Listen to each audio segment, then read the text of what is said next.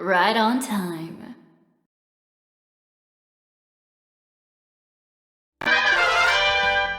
Spacey 56 nice, Spacey 56 nice, Spacey 56 nice. Let's go! Oh my gosh, it's finally the day. Oh my gosh. Spacey 56 wiggle, Spacey 56 wiggle, Spacey 56 wiggle, Spacey 56 wiggle, Spacey 56 wiggle. Oh my gosh, oh my gosh, oh my gosh, oh my gosh, I still can't believe it's actually happened. We've announced that, yeah, we've been working directly with the Holo Indie branch of Hololive on Chrono Gear. I'm interested in this. Well, oh my gosh, thank you all so much. It's been so crazy the past, like, half a day. Like, they dropped the first teaser trailer last night, and ever since then, like, my messages have just been, like, absolutely flooded. And just, like, thank you everybody so much for your support over the past year and a half that we've been making this game. Oh my gosh, thank you. Okay, let me see who I missed. Old DNA, thank you for 8 months. Mike, thank you for 29 months. And Will, thank you for the Prime subby. Oh my gosh. Yeah, so. Yes, we have been working with the Holo Indie staff to get everything prepared. And, oh my gosh, we've made enough of the game now that, like, the end is near. There's still a lot of work ahead of us, but it's finally revealed. And if you will look at the pinned messages, Alex pinned the link to our Steam page. Chrono Gear Warden of Time is an official Hololive product. I can't believe I can say that now. But yeah, like, I'm going to be vague about my communications with staff because we've been under an NDA for so long. So I'm not, like, 100% sure what's safe to talk about in that regard, but they have been absolutely wonderful. They've been, like, a really big help. And it was, like, through that connection that something, like, a few other cool things happened. We got Kyla Kowalska of Hololive ID to voice her character in the game. And then after that, we got Oro Crony herself from Hololive Ian Promise to also contribute voice lines for her character. And it's so cool. It just, like, her performance just like brings her character to a whole new level. Oh my goodness, especially like the gameplay lines. Like hearing her efforts when you're performing actions in the game is just, like, so cool. Yeah. And, like, I can tell that, like, she's very excited for the game, and I'm very thankful for her support. Like, right from the beginning, the very first, before I even formed a team, the very first video that I posted on Twitter, in August of 2023, I believe. Yeah, like, within hours, she found the post and liked it and dropped a comment. And she's usually not the person to drop comments on Fanworks, so I could tell it meant a lot. And oh, this day was a long time coming. Oh, Joker, that's awesome. Give Ro Mithro my regards. They're interested in giving it a try. Yeah. So, Chrono Gear Warden of Time. You can definitely feel, like, the influence that my past works have on it. And it's really cool because I made the announcement as well in the Galaxy Trail server, which, you know, most people are there for the Freedom Planet series. But even they're excited about the game, which just makes me really happy. Like, even though it's, like, completely, like, divorced from, like, Sonic influences, it's still got that vibe. It's got the charm that the Freedom Planet series is known for, which makes sense because we do have Freedom Planet team members helping out. Oh my gosh. Oh, I heard about that gospel. Did it get ported to Word? I thought it was just PDF. Oh my gosh. Also, Killamus Prime, hello. Oh my gosh, so many messages. Oh, thank you. Did she say no pressure when asking to voice act? We were never in direct communication with them. So the funny thing is what we had to do is, I ended up putting together like a cover letter that I would send to the talents, and then I would put that in like a Google Drive folder, and in that folder I would put like the scripts for the different actions they perform and the scenes that they're in.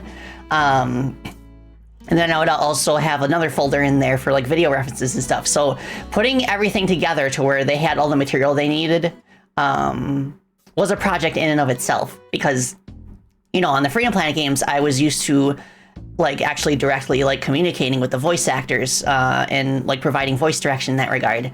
But for understandable reasons, we do not have that direct line of communication to Hololive talents. It just wasn't going to happen. So I needed to make sure, like 100% sure, that the material I gave them was enough for them to like know exactly what we were expecting. And it was a very cool experience. And like the game is not going to have full voice acting like Freedom Planet. That would be too much.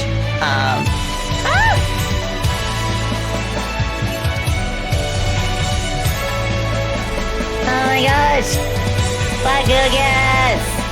Lagugas! Thank you, Mike, so much for 12 subbies.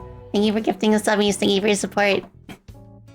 But yeah, like full voicing would have been absolutely too much. Because the talents are very busy. They're not like full-time voice actors. So I just prepared like effort lines for them for like gameplay and stuff, and a few bits of dialogue that would be spoken like during dialogue exchanges. You know, kind of like what the Shantae games do almost, where they just have like preset voice clips that play during certain bits of dialogue, even though it doesn't always match up. So, stuff like that, just a little bit to add that like vocal flavor to it. Yeah. It was so cool. Yeah. This has been a very, like, working with Hollow Indie has been like a very delightful experience. And I have been like doing a lot of work behind the scenes as well, preparing a bunch of like graphics and videos and stuff for social media. So please look forward to those in the future. Like we'll be like talking more about the game in the coming weeks. As for a release date, that is not set in stone right now. We're gonna touch base with that like a month from now or so, and then we'll see. I remember posting on the Chrono Gear account a photo of a piece of Oral Crony merch, which was like a whiteboard, and I remember like writing on it, like when we have a release date, I will write down on this whiteboard, and that is going to remain true. So once we have a date set in stone, I'll post a photo. Subby jump scare, yeah. Redacted, hello. Hope you're doing well. I know so much. Everything's been happening so much between this and Pill Crash 2 getting more progress done, and Carol Quest 64 being published by us. Well, I guess like that in that case, that's more of an affiliation, because they're going to do the console porting and stuff on their end. Which, by the way, thank you all so much. Like Carol Quest 64's Kickstarter was successful enough, like more than twice what they were asking for. It was successful enough that they can actually handle console publishing on their own. So that's really cool. Thank you very much. But yeah, we're gonna do our best to signal boost the game. And I've also been doing stuff with Spacey Bat 2.0, which it looks like that's gonna still happen in March, at the end of March.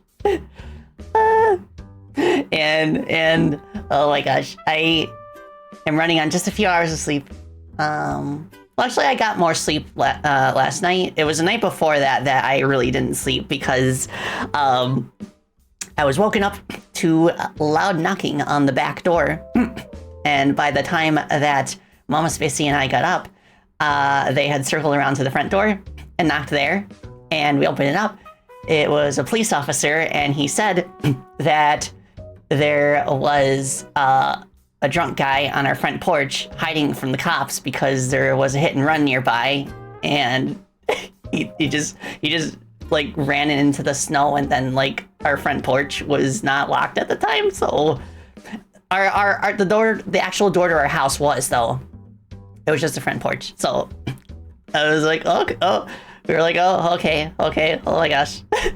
Suffice to say, we have installed a new lock on our front porch so that there won't be any fugitives from the law hiding in our house. I know.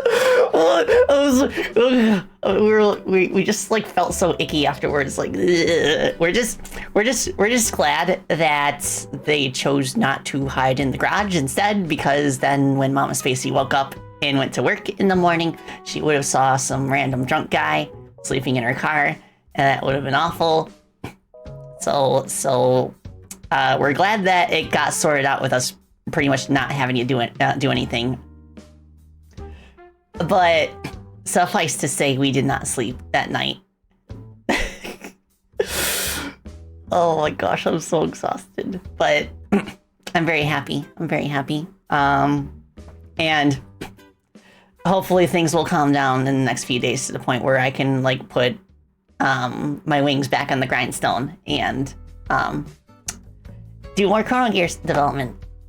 Oh my goodness. Wait a second, we got a hype chest? What's in here? Oh, it's an emote.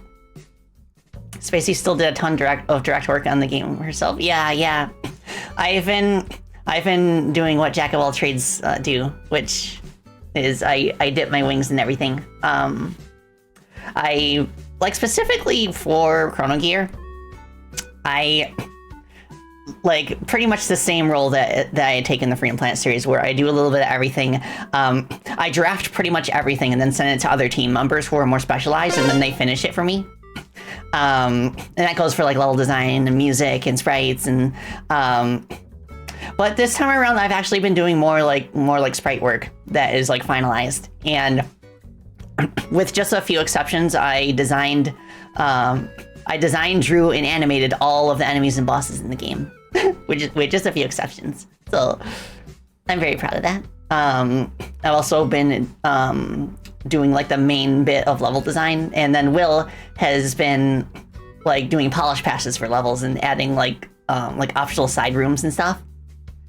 So I'm very thankful for that. Like Will and I were a tag team on Freedom Planet 2 as well. Well, I feel like Chrono Gear is like a bit more like Will's wheelhouse, because he's like a bit more experienced with like puzzle platforming. Spacey's checked. Oh, you're super. Hello. How's it hanging? Oh, what? I see what you did there. Let me get down so I can take sippy. Well. Hey. Oh my gosh. Okay. I'm gonna take sippy. You're a puzzle designer at heart. Yeah. It's been cool kind of diving into that a little bit more with this game. Like, I feel like there can be levels that are a bit like slower paced, like more exploration focused. Because even though it still has a focus on time trials, which by the way is probably the most clever pun that I've ever made. Even though it's got like the time trial speedrun focus, like it still caters to like people who want to like look around for goodies. I am small.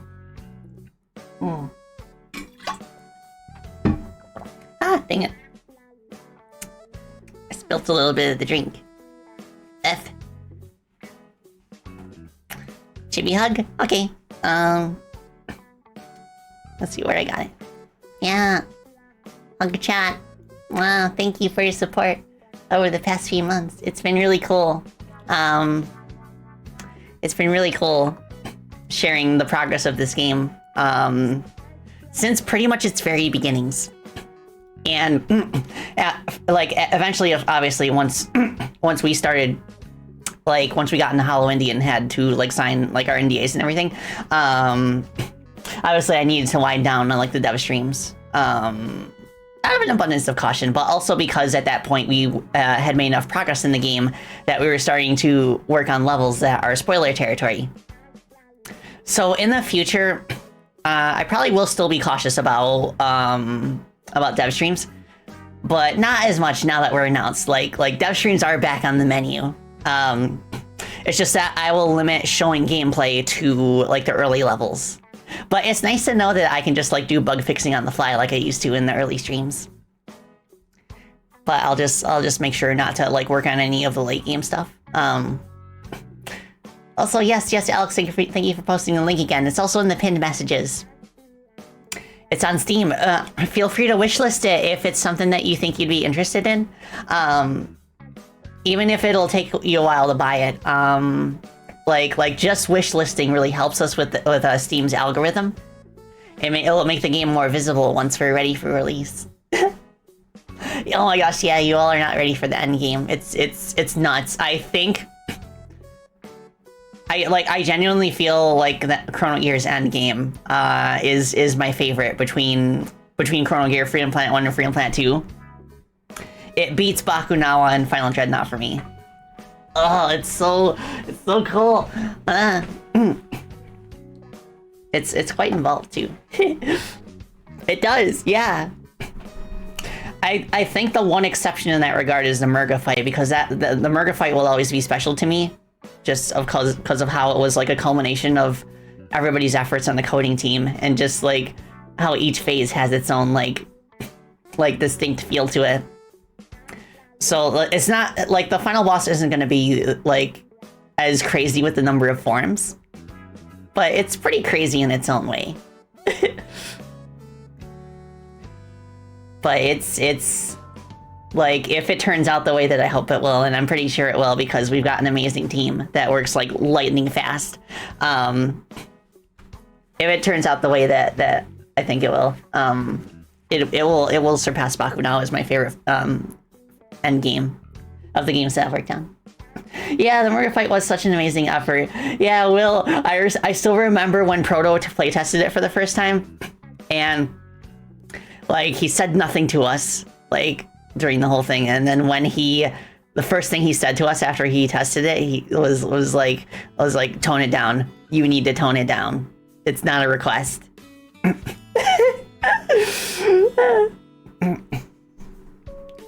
Yeah, like the Murga fight is so much fun, even now, even after I've played it so many times. Yeah, it was definitely too hard at first. And I think if each form had been a boss fight on its own, it would have been fine. It's just that since you have to fight them all back to back, that's what the hang up was. And to the point where when we have like the Murga refights in the Battlesphere, and they're separated, they feel pretty easy on their own. Which makes me wonder if the individual Murga forms could have had like the original difficulty in the Battlesphere. Yeah, the hits start coming. Yeah, a wild request, not a request. And Proto was one of our chief programmers in Freedom Planet 2. He was responsible for like coding the gimmicks for a lot of the late game levels. Very thankful for his help too. Yeah, not holding it back on the end game punches. Only taking their sippy.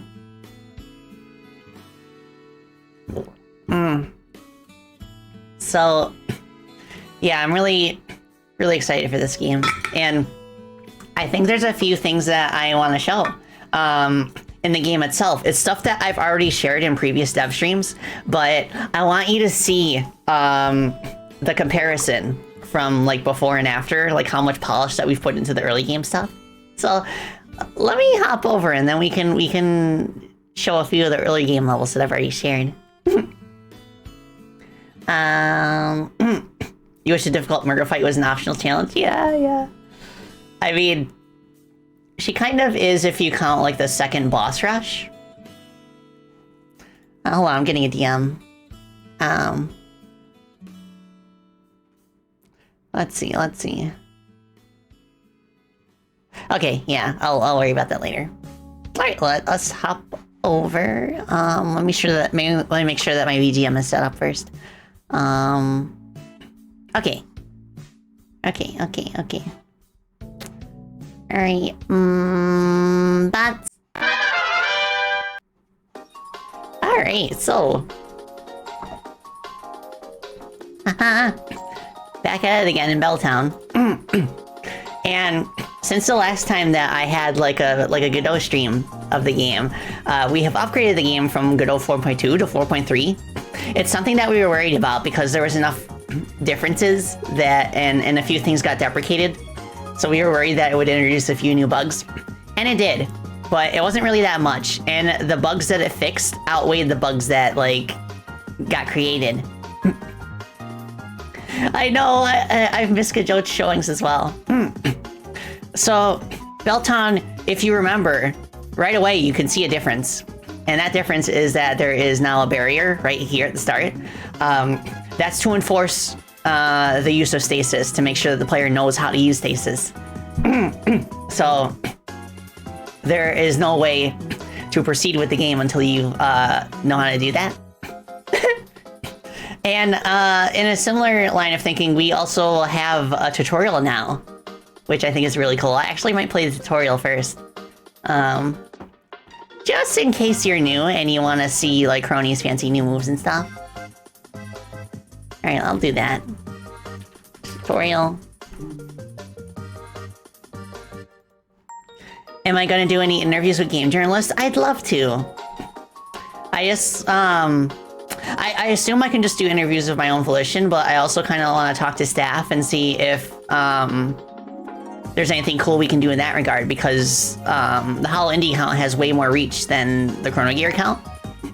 And on top of that, they are also verified, which means that they can upload videos that are longer and at a higher quality than us. So I'll continue to work with them on those sorts of things.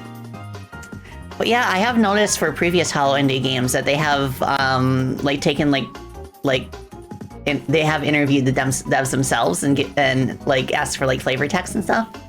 So I'd love to do that. Yeah. Okay. So I'll start with the tutorial and we'll take it from there. Let me just mute the BGM again.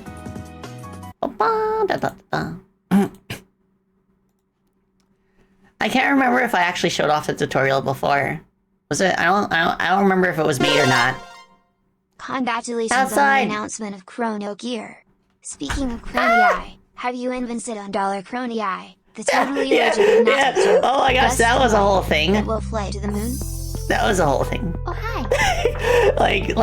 So for context, for those who don't know, Crony's YouTube account was hacked the other night. They basically hijacked one of her like upcoming like stream slots and used it to shield crypto. It was taken down within minutes by management, thankfully.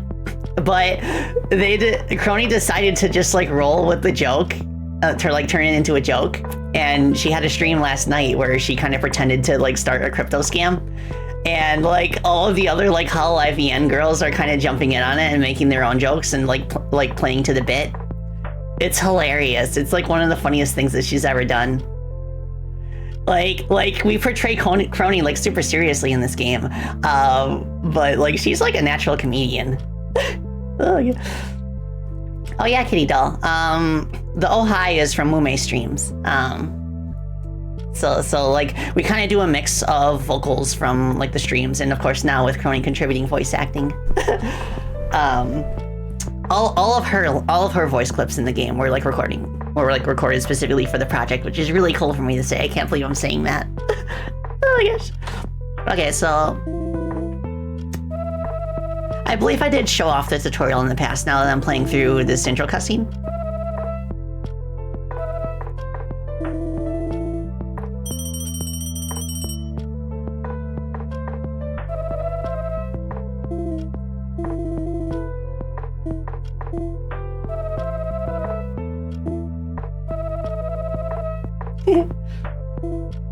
Yeah, I've shown it previously, Spacey. Oh, sweet. Yeah.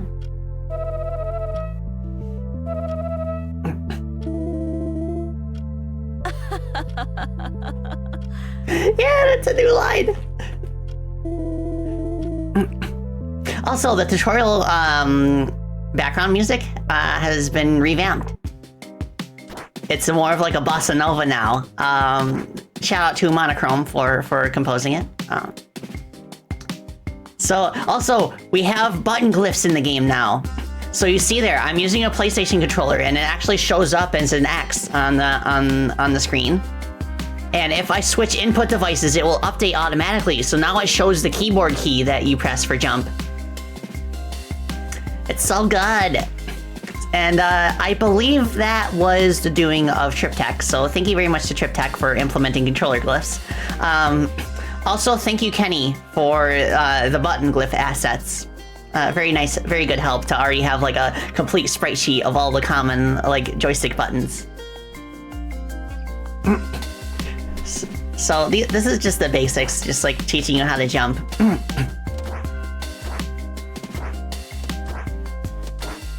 And then this is where we learn how to Chronicopter, which I felt like was the first move that most players would like find on accident. So that's why I focused on it next. Alright, and this is press R1 while sitting on the ground to dash forward.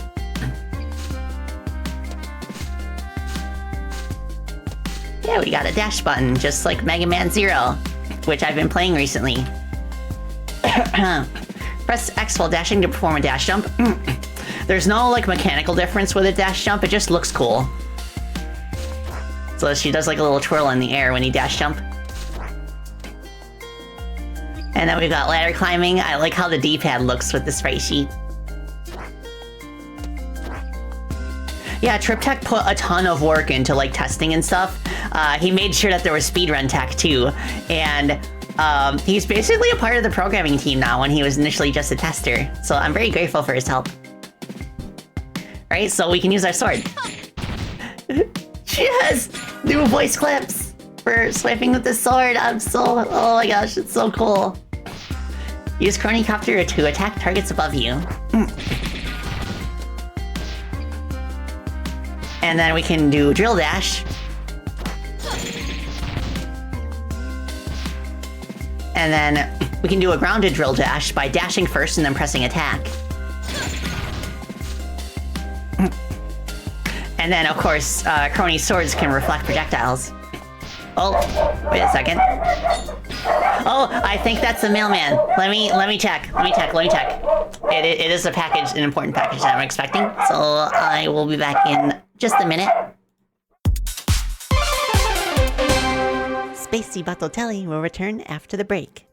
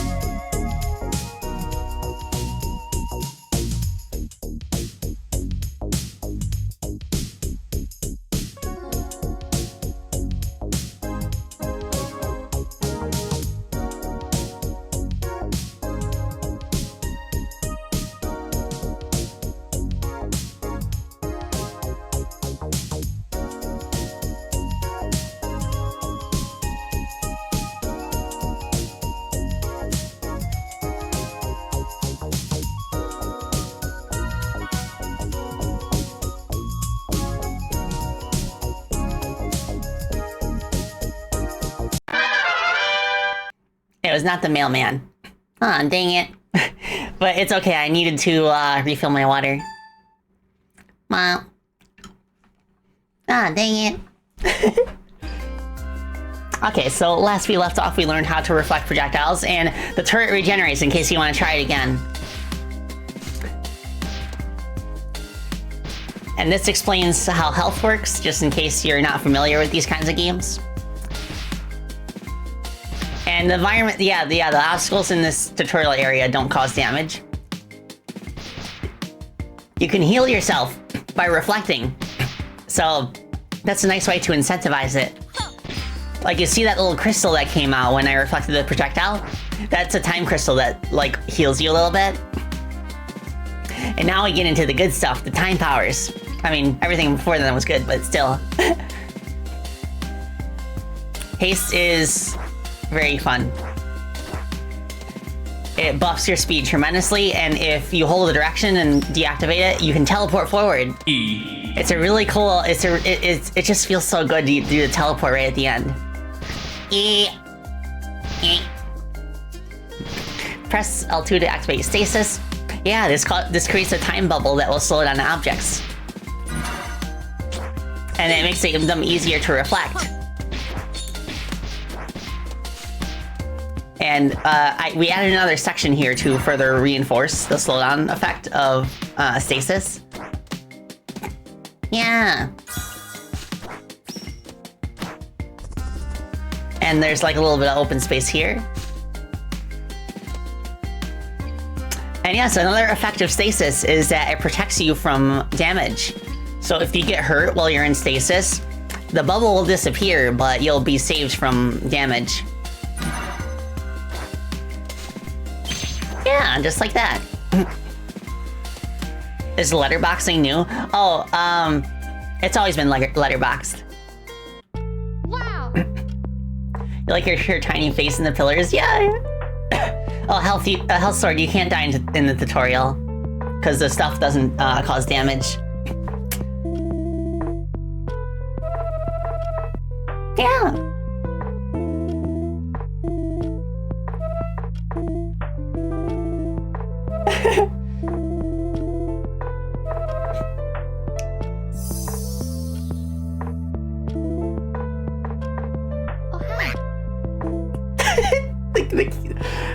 The guacs that she gave us are it's so cute.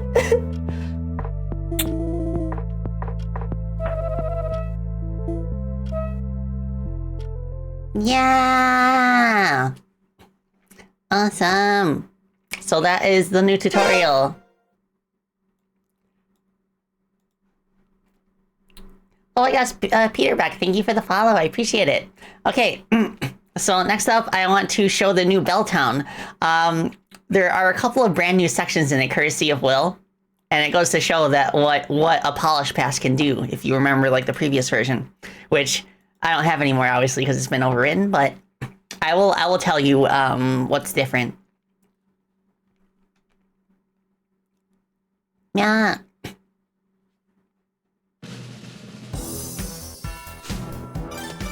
Okay, so once again, it now starts with a stasis barrier, just to make sure that you know how to use it. Now this part here is pretty much the same as it always has been.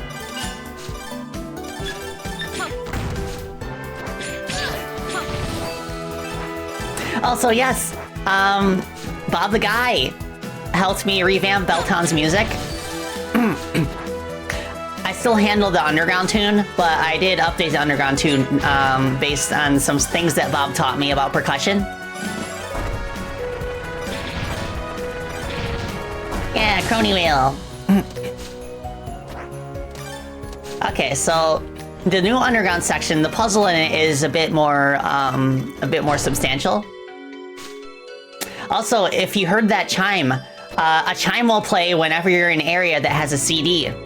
We're also working on having like a visual radar in the bottom left corner of the screen, which will pop up when you are in the proximity of a collectible CD. So, as you can see, this race is too fast. But, yes, you also might have noticed the blue notes. you can only collect these when you're in stasis. It's such a cool way to remind players, like subtly, that their powers exist. So they're gonna see the blue notes, use stasis to collect them, and then they're gonna be like, oh, I can use it to slow this down. And there you go. There's a similar type of note, the gold notes for haste, which we'll see later in the level.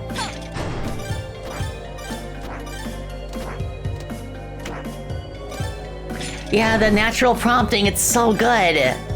We were struggling for a while because we noticed that testers were not remembering to use the time powers after they were introduced early in the game. And we were just scratching our head trying to think of ways that we could discreetly teach them that they exist and kind of reinforce their use.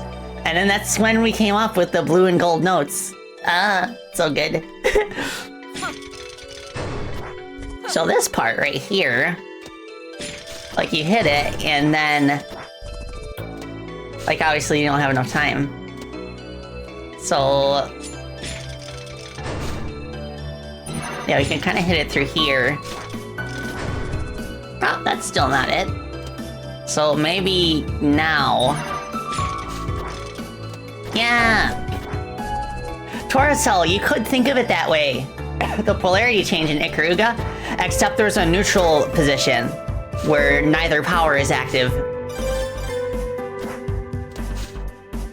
But yeah, that rewards us with a CD, so it's just like a nice little puzzle side area that is like completely optional.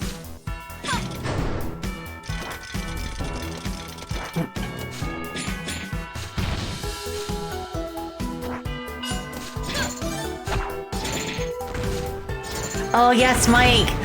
Shout out to Groovy Brush for the border art that you see. I love it so much. We have a bunch of other like border artworks that have been made and are continuing to be made. And we want to think of a cool way to like unlock them as you make progress. Something else that might be cool is to have border artwork themed around the different like worlds in the game, and then they automatically change whenever you go to a new world. That could be cool if we get enough border artwork for that.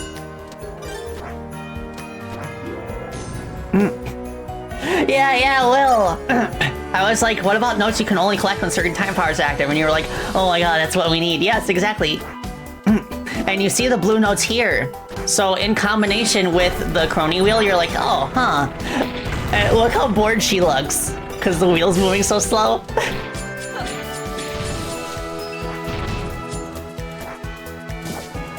So far, we've been super pleased with the results. Yeah, me too. Okay, so you remember we could slow down the wheel. So we go through this section, and then we're like, we could keep going this way, and then we see there's a CD that is just out of reach. So we're like, huh, maybe we can bring the Chrono wheel over here. When you haste with the wheels, nothing happens. You can't use the power.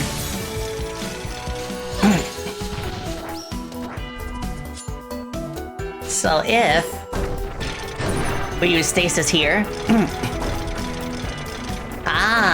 you see? This entire section, by the way, was made by Will. Like from when I left the warp gate, all the way up to here. Like this part right here is where the tower used to start. So everything underneath this is brand new.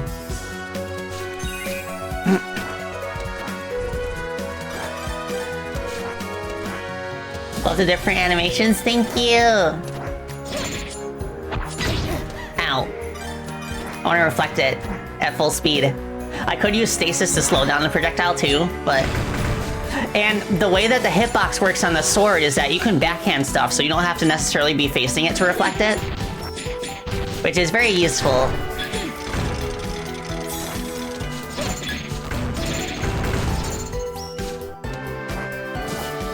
Yeah.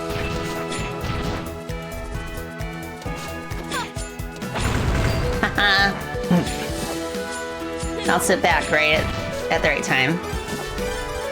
So we see more blue notes here. We're gonna use stasis, and it'll slow down these very fast-moving platforms here.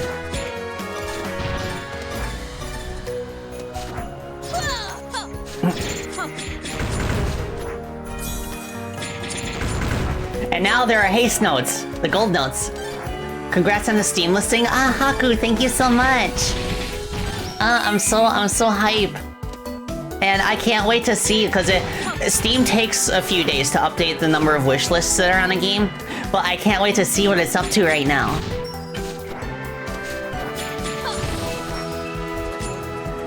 Now this part right here, this whole horizontal section with the bottomless pits and everything, that is new. And then we've got one final crony wheel before the big finish. Yeah, the bells with the music notes. And the way crony bonks on the bell if you don't jump. That was completely by accident, but Will and I were like, that's so funny, we need to keep that in. Whoops, okay, I accidentally pressed the button to jump down through the platform. Alright. Yeah! Awesome!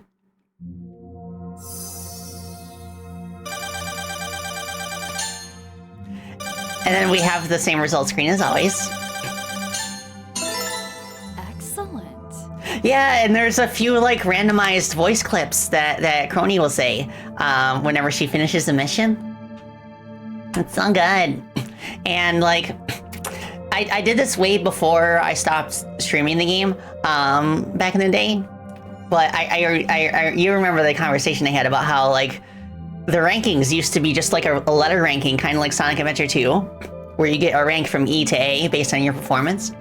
But in practice, I felt like that didn't convey the right message to players, because they would obviously, since they're just starting the game, like they'll struggle through these earlier levels, and then they'll get like an E rank and think like, "Aw, I did terrible." But no, you didn't. You beat the level. That's awesome.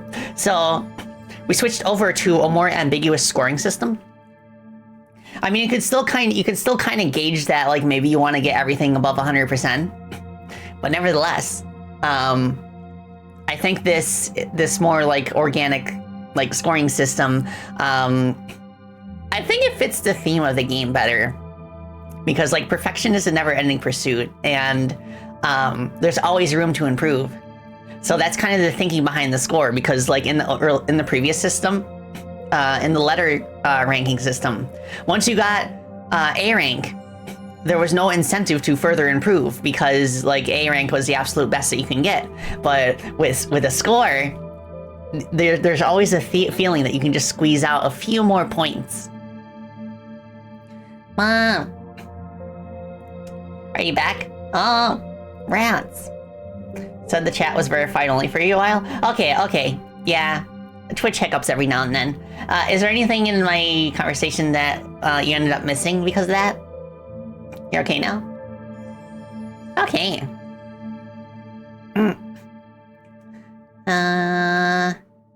We're okay now? Okay.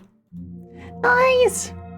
I need to adjust the percentage thing on Belltown for the notes, because you can collect on a lot of notes in this, and it increases your rank. You think the entirety of what I said after Crony voice clips. Oh, okay. Lot of delay now? Huh. Interesting. Yeah, I was just talking about like how there used to be a letter ranking system, but I felt like that created a situation where after you got A rank, there was no reason to further improve your score. So now it's just like pure score. Ah, Fedrock Q, thank you for the follow. I appreciate it. Hi. Yeah, try refreshing the page if you're getting a delay and see if that helps. Okay, so let us get my music back. So that's kind of an example of some of like the early game improvements that we've been making. Yeah, weirdness refresh. And something else we've been working on that is really quite cool is we've been working on a codex menu. I will find that. So, there's a codex menu which will provide information on characters you've met, enemies you've fought, items you've collected, and little various like lore tidbits about Hololive for those who are not familiar with it. And we're still a little fuzzy about how you'll unlock enemy codex. But for character codex, the first time that you speak to them or the first time that they appear in a cutscene, you'll unlock the codex for that specific individual. So let me hide this boss. You know, kind of show you what it looks like in motion.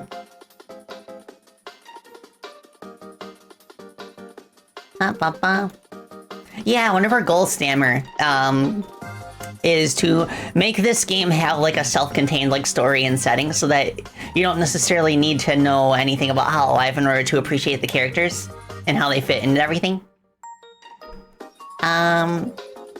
Okay, I have debug activated, so it should work. Alright, it's loading.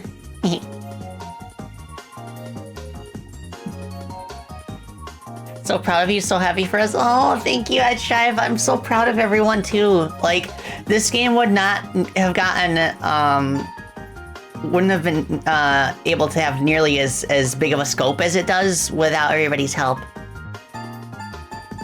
Now, maybe it's because I ran the codec menu by itself, where you can kind of see the list of like all the characters and stuff.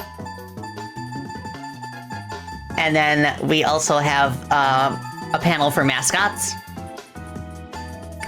And then for enemies, which I still need to put a lot of work into that. I've mostly been stuck with just like actually assembling them again, because a lot of the enemies are assembled from like multiple sprites pieced together.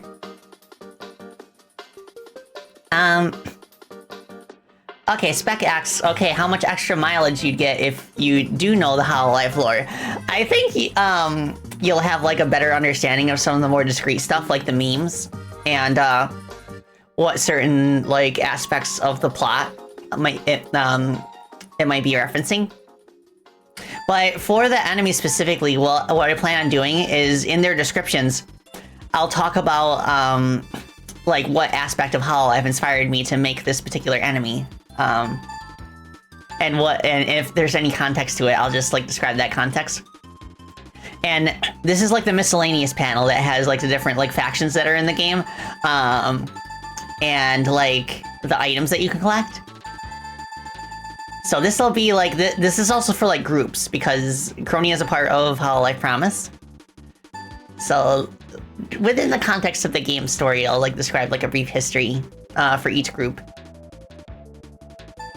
Oh, right. I forgot, TripTech made that change where the panel doesn't update right away. You have to press the button. Yeah, okay. So this is what it looks like. And then we've got stuff for like mascots. and like the amount of text space like updates based on how much lore there is. Yeah. Nice stuff. Creature. Yes, many creatures. I'm still trying to figure out what to do with like big boss characters, because as you can see, they kind of like dip into the text area. I need to add like a clipping mask of some kind to kind of avoid that situation and make sure that it lines up with text that is like higher. Yeah, we planned that.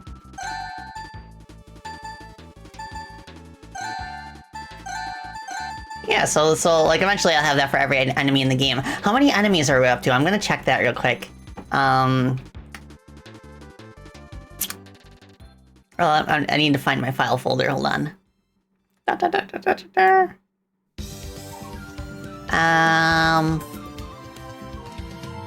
I'll base it on like the scenes folder for the enemies. So I'm guessing we have like over 100 enemy types at this point. Some of them are like duplicates, or like just like unused stuff that we never did anything with. But I'd say like around 100 would be the final like enemy roster, which is par for the course for a Freedom Planet game, honestly. Yeah. And we got factions. Cool stuff. And I need to think about what to do to allow the player to scroll the flavor text with just their joypad. Right now I have to use the mouse.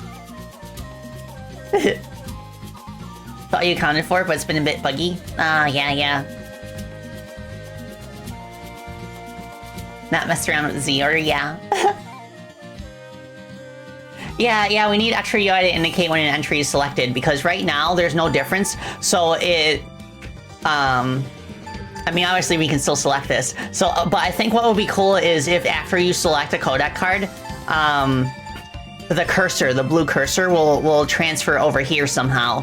Like maybe it could be in like the label up here and then we can make it animated. Or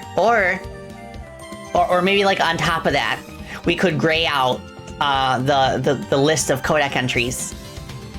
Just so that the player like knows for sure that, okay, the focus is on the card right now. Yeah, I believe they're fixing too. So that is quite cool. We also have a jukebox now. So any CDs that you collect in the game could be played in the jukebox. It looks something like this. Those who have played Freedom Planet 2 will recognize this sort of format. It's all good. Does debug work for this? I don't know if it works by itself. So let me just check that real quick.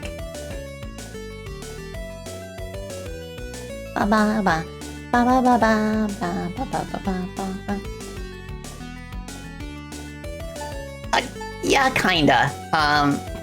Let me see if the music works. I will turn off my BGM. So, like... Okay, does that work? No. That's not selecting anything. Oopsie. So I will have to load in a hub area and then play it from there. So let's see. Hub Sanctum.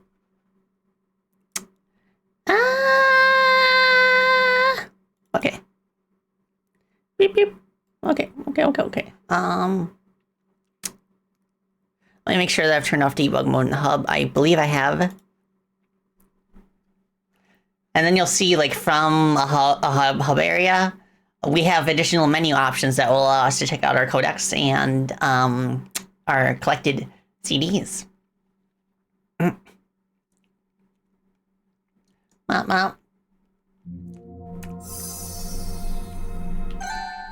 Yeah, right here. Jukebox. Yeah, it's not playing. We're in the middle of refactoring a bunch of things, so that's probably why. Why not? Oops. Well, you can see the world map. This is a beefy game. Like, World of Time has 6 levels, and then all the other ones have 5. It's just like, oh my gosh. And then, of course, once you beat all the worlds and stuff, there'll be, like, a few endgame levels that aren't shown here. Yeah. Yeah, I wonder what the dealio is with the music not playing. That has nothing to do with it. Yeah, I think it must be because, like, currently, Godot has something called a resource file, which it's like right here in the form of a tress file, and what it does is it kind of has like a pack of like different like variables that you can use that you can use in scripts to load certain things, and we use resource files for the soundtrack information, which shows things like the particular music file that it's attached to, and the title of the song, the author, stuff like that. And but I think the problem is that like a lot of the scenes in the game are currently loading more slowly than they used to. I think it's because since the jukebox loads these resources, it must be preloading all of the songs too. So I'm thinking that we could change this property from like the audio file itself to just like a text string. And then through a script, we'll find the song file through that text string that we input and then play the song that way. So that way it's only loaded when we need to play it. You've broken everything? It's okay, it's okay. Just do your best to figure out what's broken and fix it. Alright, ready, take a sip. Oh, thank you for care combo. Okay. I'll take sippy and stretchy. Oh my gosh. The cough drop I've been chewing on. It's so minty that it makes me want to sneeze.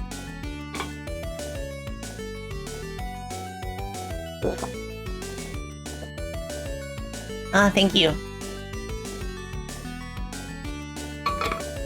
Yeah, gospel, exactly. Text instead of media. Oh my goodness. Alright, so, yeah, that is another new feature. What else have I not been able to share until now? I'm trying to think.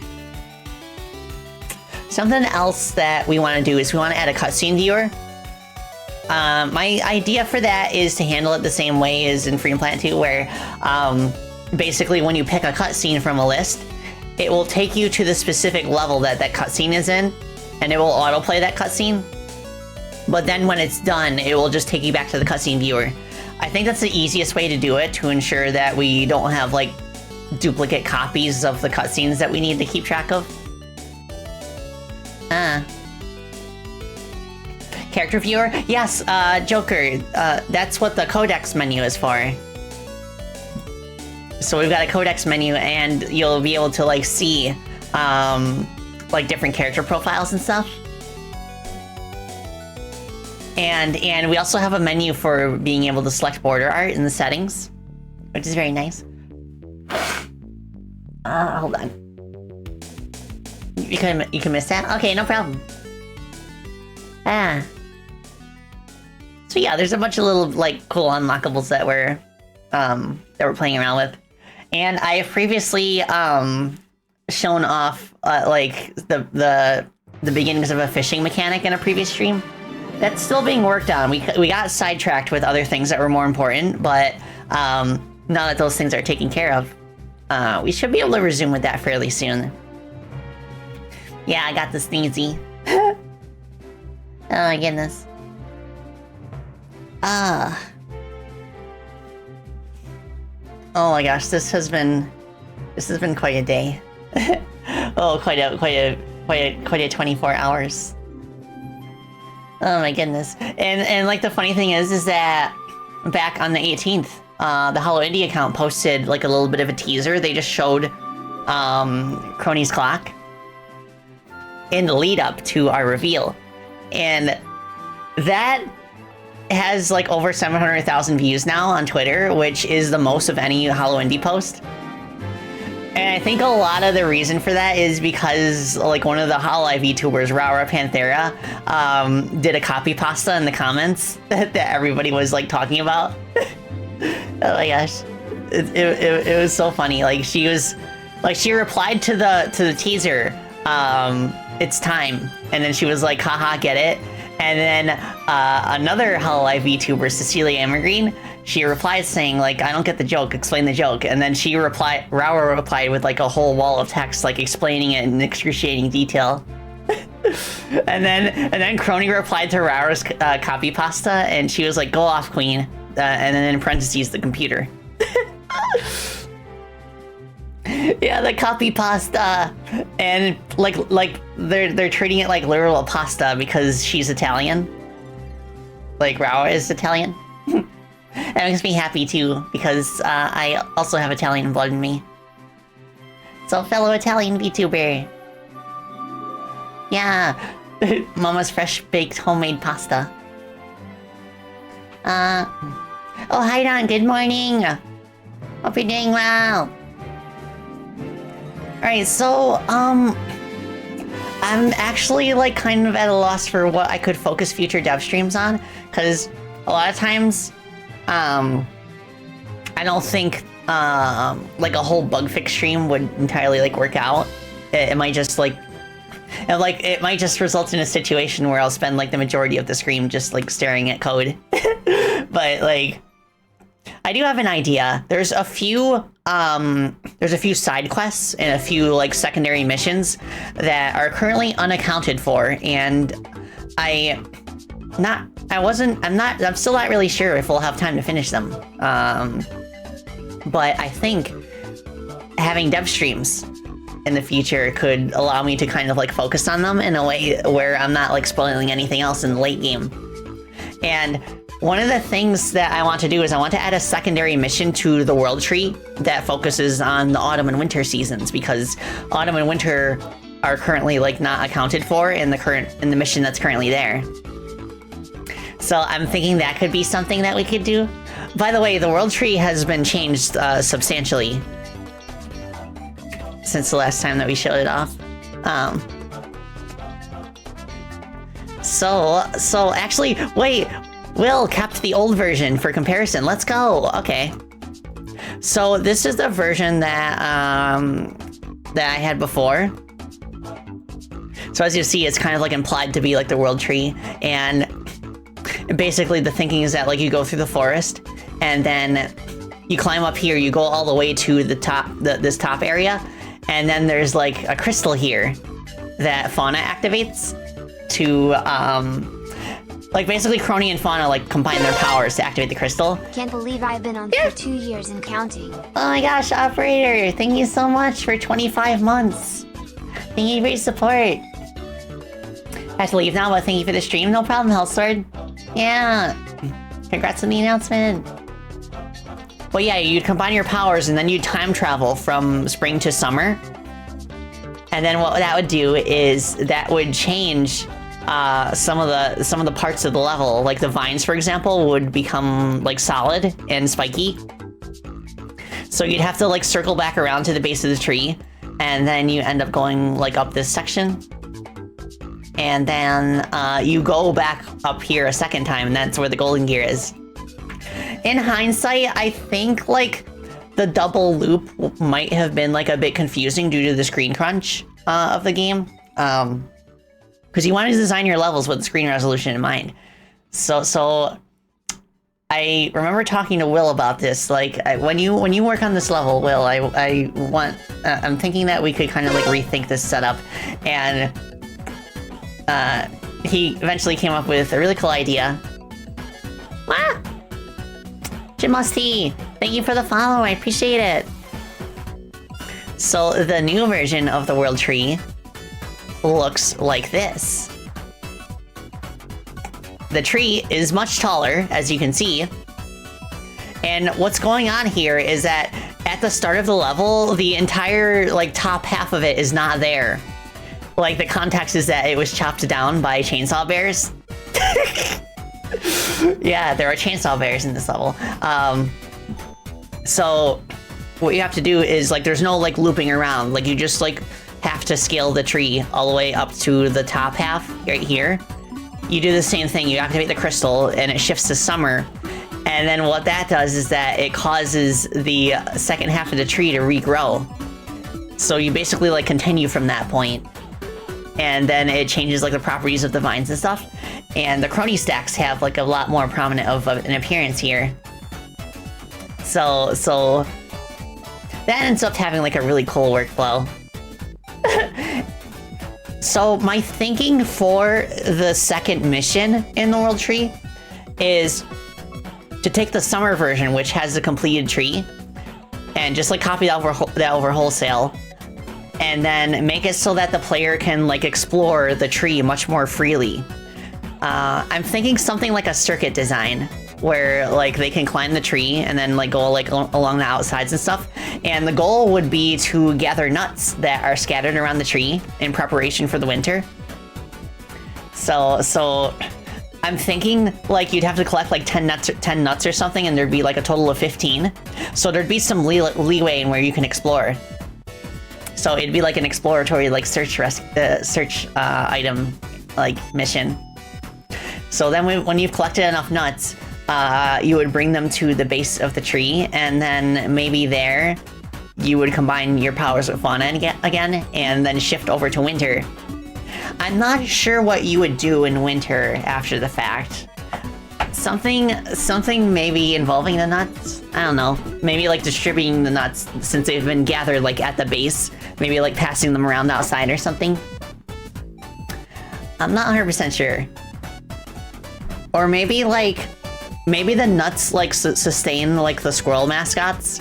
Like through the winter to the point where they are able to assist you in some way to get back to the top of the tree and collect the golden gear that's there.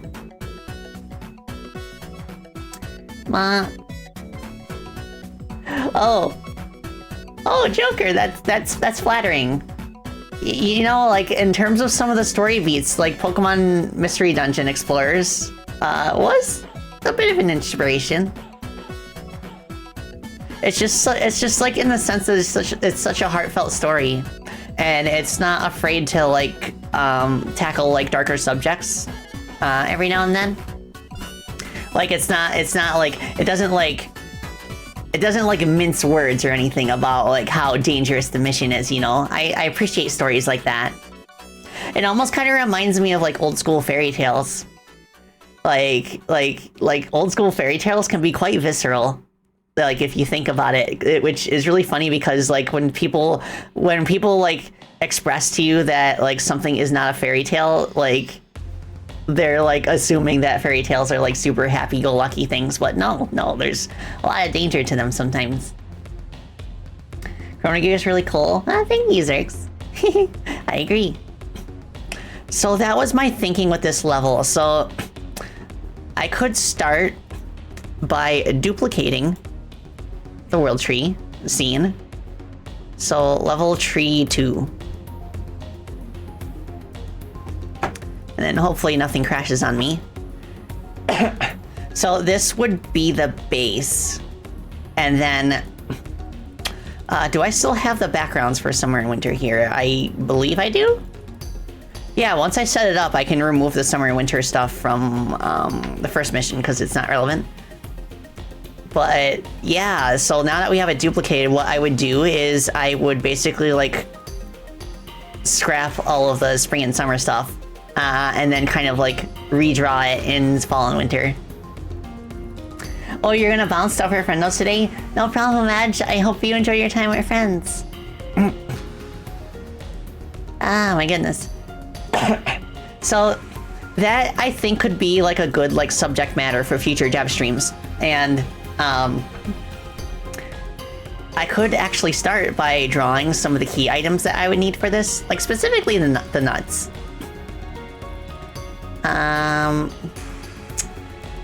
Okay, so let me just delete this. I don't need it anymore. Yeah. So I have my good little drawing program. So a collectible nut would probably be...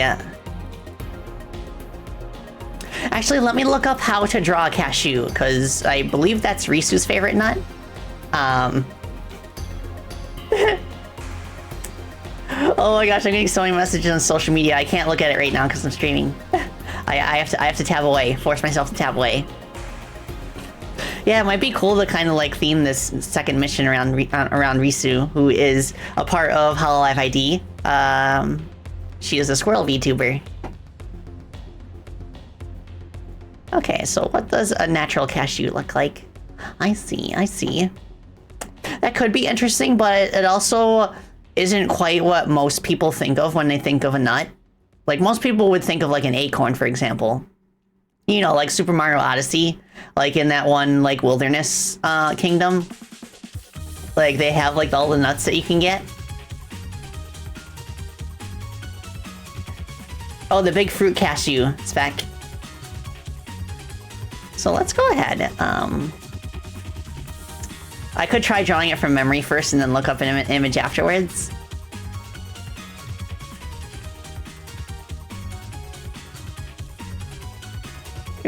So it's like...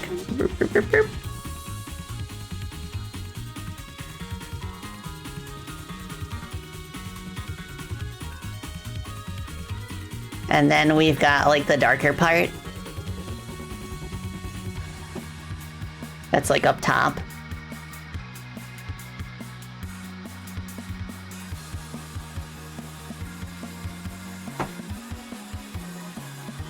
Well. Yeah, it's something like that, right? So now I want to make it more circular so that it looks rounder and cuter and more enticing to collect. So I'll make it like a big round circular little bean. Boop, boop, boop. Something like that.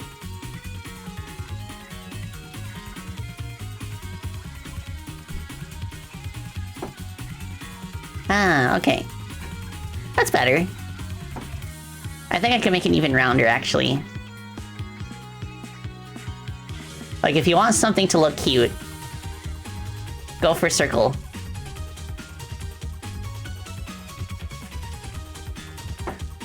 Okay, so there. What we can do is this. And now I will select the inverse.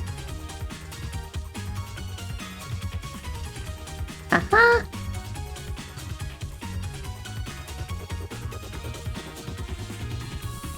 And I'll just make it a little bit pointed on the bottom.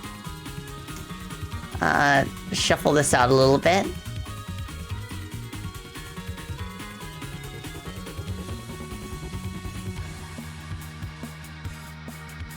Ah. And then make this like part like a little bit bigger and softer. Like that.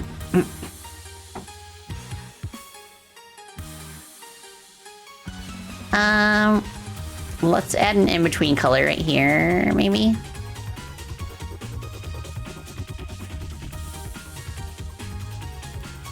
I'm suddenly reminded of like the Ice Age shorts with the squirrel.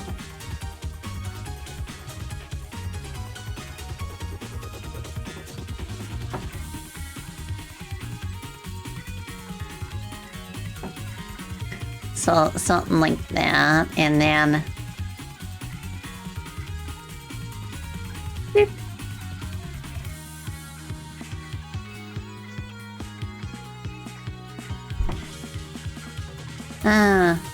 yeah, Scrat, exactly. Alex! Hi, hope you're doing well. Boop, boop. I'm getting pinged.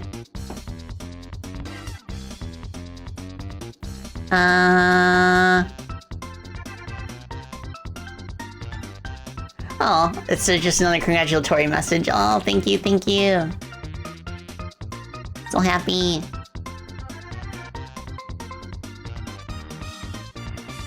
Okay, okay, okay.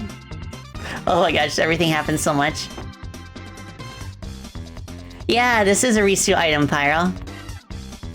It's for what I think would be a really cool, like, secondary mission for the World Tree. Where you help Risu's little squirrel mascots gather nuts for the winter.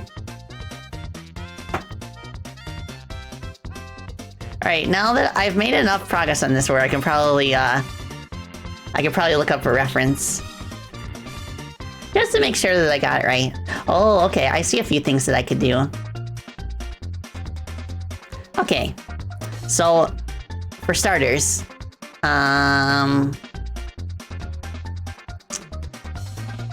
okay, yeah, that's interesting. Like I'm seeing some acorns where the bottom part is darker than the top. But I think I'm gonna stick with the way that I got it, like, right here. So what I'm gonna do is shrink this down. Oops. Wrong. I was sketching new Mume poses earlier, so...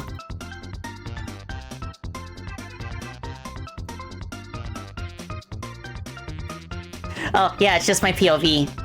It's just that I'm positioned in the way where it kind of looks like... yeah, my arm is sticking out of my head.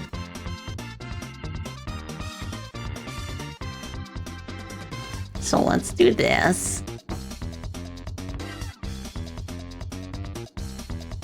Whoops. I will probably want to invert here.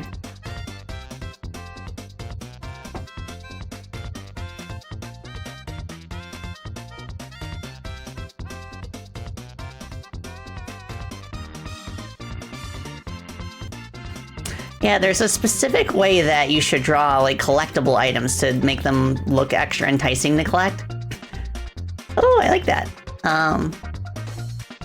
And it's got, like, kind of a rough, grainy texture, too, that I noticed, so I'm gonna add a little bit of that, too.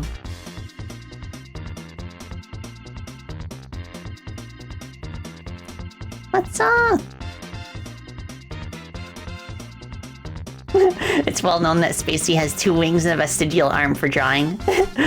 Oh, you caught me. It's my secret.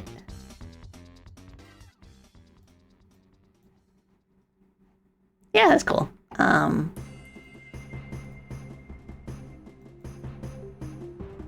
Yeah.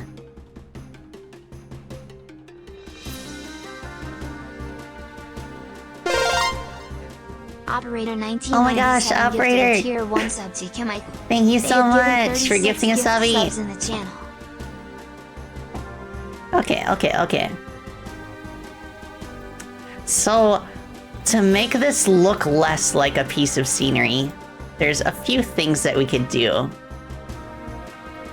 I mean, particle effects will help, but I want the sprite on its own to kind of stand out. So I'm thinking the way to do that is we could kind of like have like a play on words maybe and make it so that there is like a hexagon in here representing like, you know, like the kind of like nuts and bolts. So the other kind of nut.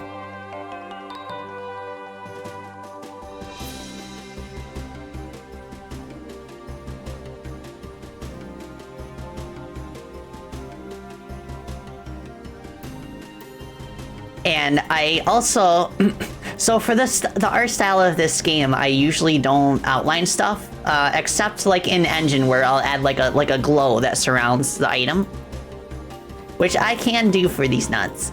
But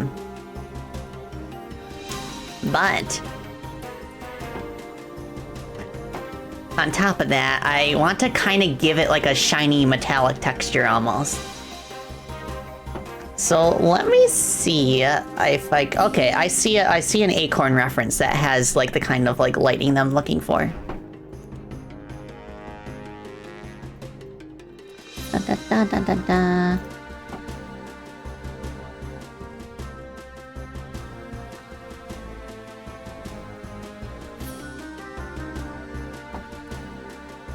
Something like that.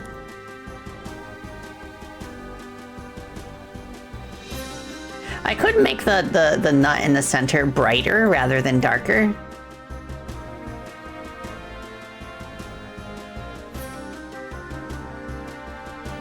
And then just give it like a shadow.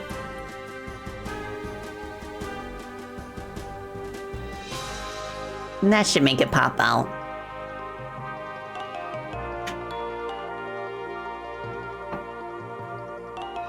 And then like a bit of a shimmer to it.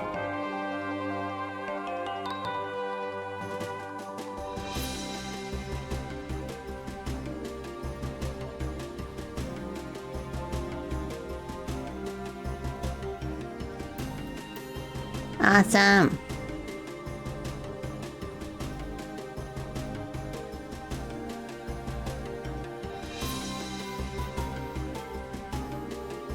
And I could do like that.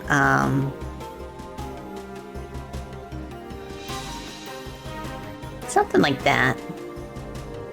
Dog Developer, thank you so much. Oh my gosh, I can't believe the day is finally here when we can just like tell everybody.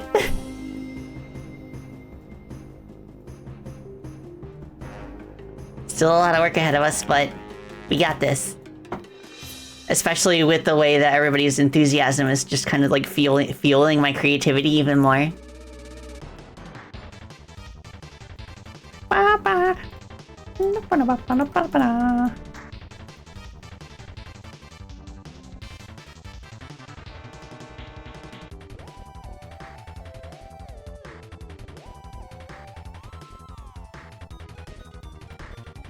I like it. I like it. Me gusta.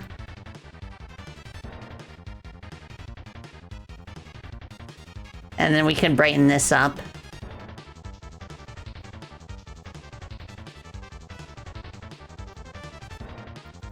And then give this just a little bit of shading too.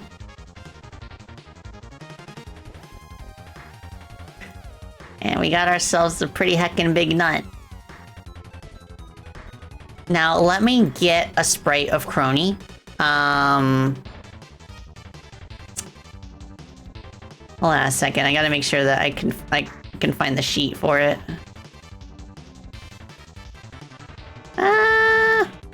Wait, okay, tab out. Let's see. Where's the one where she's holding an item? Is it this one? No.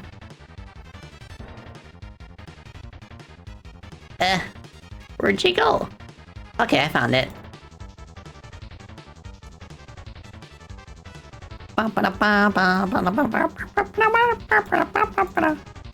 There we go. Okay. There's the Cronster. Let's put it right here. That's a big nut. I think I want to squish it a little bit. If I can, and still keep, like, the hexagon, shape.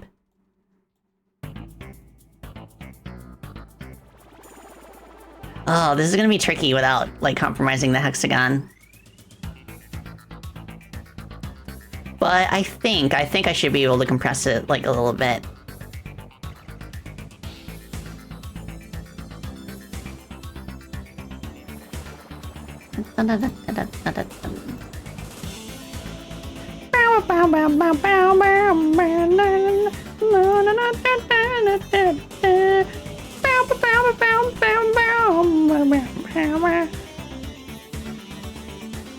Okay. Awesome. I've never actually cooked anything with nuts in it. Like in terms of like cooking like a hot meal. What do you even use them for? There was one time when I was living overseas when I had kind of like a salad that had, was it like ham slices or something? Or like Canadian bacon or whatever? It had slices of that in it, and the salad also had nuts in it, and supposedly it was a staple dish over there, but I tried it and then like I threw up after the meal was over. I did not like the taste combination at all. And I'm not allergic to nuts.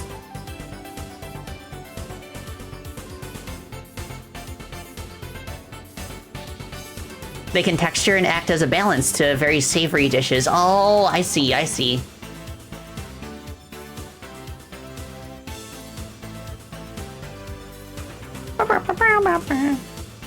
Something like, okay. Let's round it out a little bit more.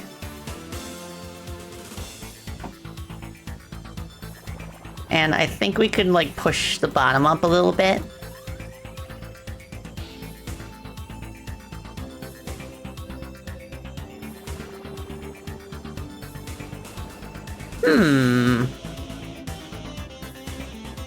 I have another idea. Hold on, I'm gonna undo this.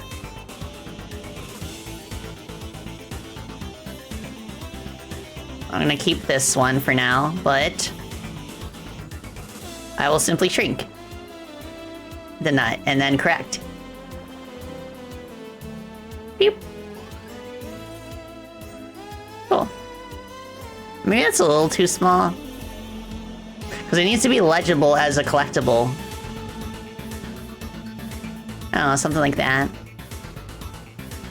Yeah, I think I'll work on, like, just manually adjusting it still.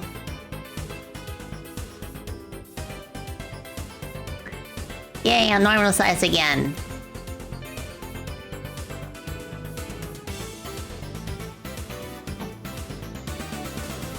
Okay.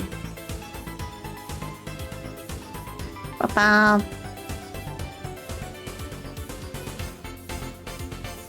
Something along those lines, maybe.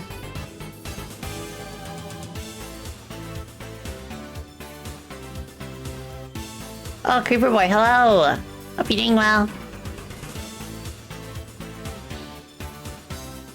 Is my model lagging a little bit? Do I have too many tabs open, maybe? Is that why?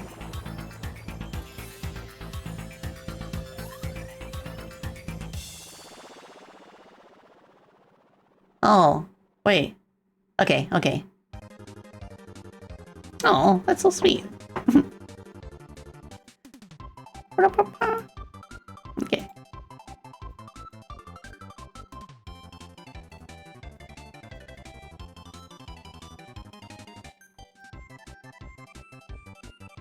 Okay.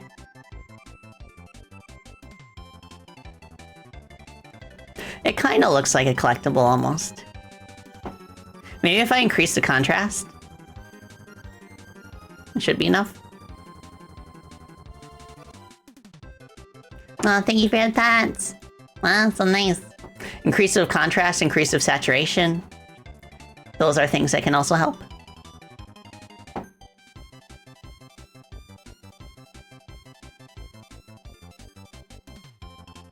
Yeah, contrast bump helps.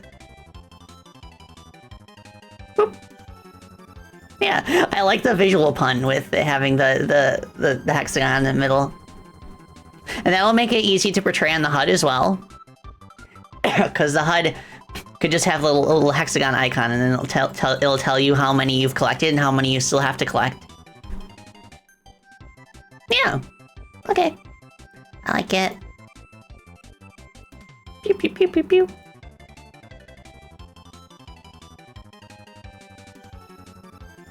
Let me put on a different layer, actually. Oh. Yeah. Okay, so I'm going to put this in a separate file.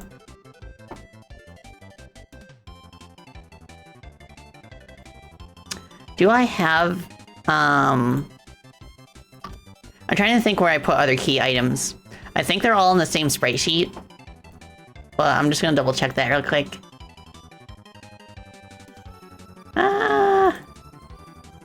Yeah, I have a props folder, a props sheet.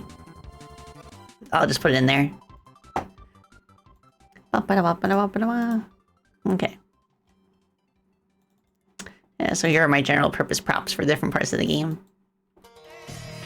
So I'm just gonna put this here.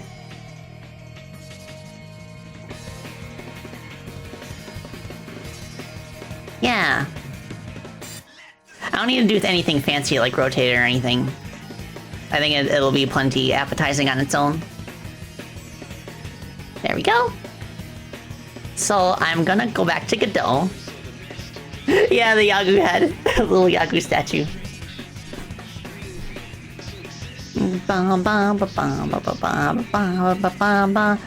Now there is a part later in the game that kind of has a similar scavenger hunt area where you collect spare parts. I'm trying to remember if I have like an existing script for that anywhere. I have treasure chests. Yeah, I could find it in the chest too. It's a very good chest too, by the way. I just drive through this. It's themed after Mume. So the item, that's it. Okay. Now, do I have a separate object for that? I feel like I should. Okay, does it collect notes?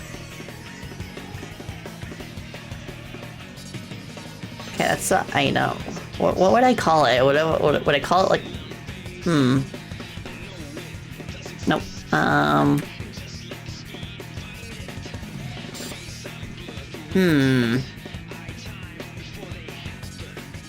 Oh, thank you, Nat. Thank you so much.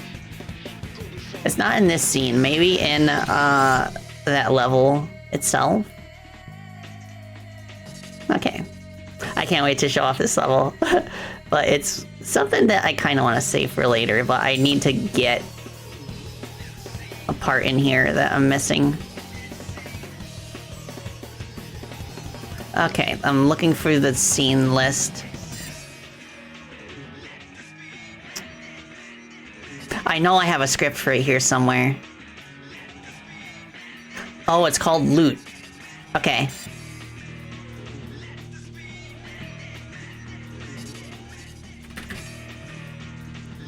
There we go. Because I wasn't sure what the key item was going to be when I first started working on that level. So I just called it Loot. Oh, Pyroraptor, thank you so much. Level artwork on the Steam page too? Yes! Oh my gosh. Like, for the vast majority of the levels, Edge Drive and I have been tag teaming. Edge Drive did the foreground tiles and I did the backgrounds. There are a few levels where I did the tiles myself, but just a few. You're gonna travel and then explode subsequently afterwards?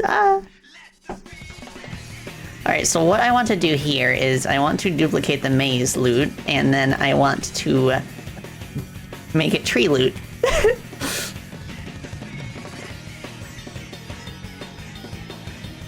So I will drag that into the tree folder down there.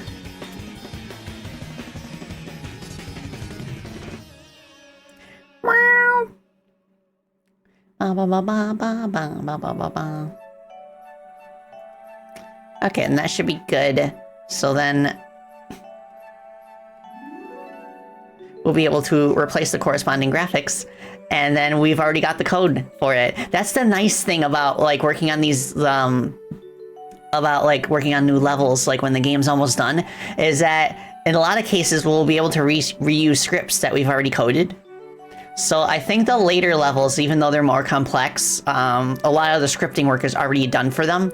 So it kind of balances out in that way. Okay, so this is netless texture. We want to make a new one. Add 32. And there we go. We got ourselves a nut.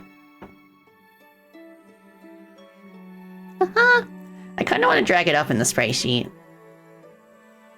What the?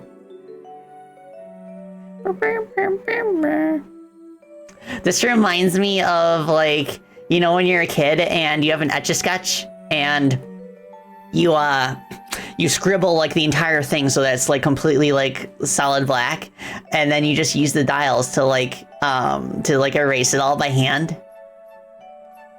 Or like, oh wait, no, like scratch tickets. It's like scratch tickets. Why is it doing this? I don't know, but whatever. What happened? Why? I mean, I'm having fun scribbling it off, but why? Shake the monitor? Yeah. Looks like a GDI glitch, yeah, probably. Oh, everything here is saved. I'm just gonna do like scratch off lottery ticket stuff to just reveal the spray sheet and the color palette. Oh, it just blinks into existence. That's a good sign. Oh, it's blinking back. It's coming back. Okay. What? Okay. Okay. So I'll just move this up. Right about there, I think, is centered. Because we want the center of mass. Oh, Blam, hello! Omu, hi! Draw Dexter Morgan? Is that from the show Dexter? Oh. Okay. So that's set up. I think the sparkle that was used for the ruins loot is still applicable here for the tree loot. So just a sparkle there, and okay, yeah, the label kind of like tells you like how many you've collected already. So we'll do tree loot. Yeah, I don't know. I don't know what went on there. Drag the window out of the screen and then drag it back in. Yeah, I could do that next time I go into the tab. So next what I want to do is I want to shift everything over to autumn. Autumn is my favorite time of year, by the way. Alright, so I'm deleting spring and summer. Wait, what? Oh, okay. I need to keep them temporarily so I can transfer the geometry over. I will, however, get rid of the spring background. So for autumn, we are going to enable it. Yeah, okay. And then for... I should save first. Because I want to pull up the tile set and then switch the tile atlas over, but I don't know if it's going to crash or not. Okay, thankfully it did not. So for this tile set, I want to make it unique.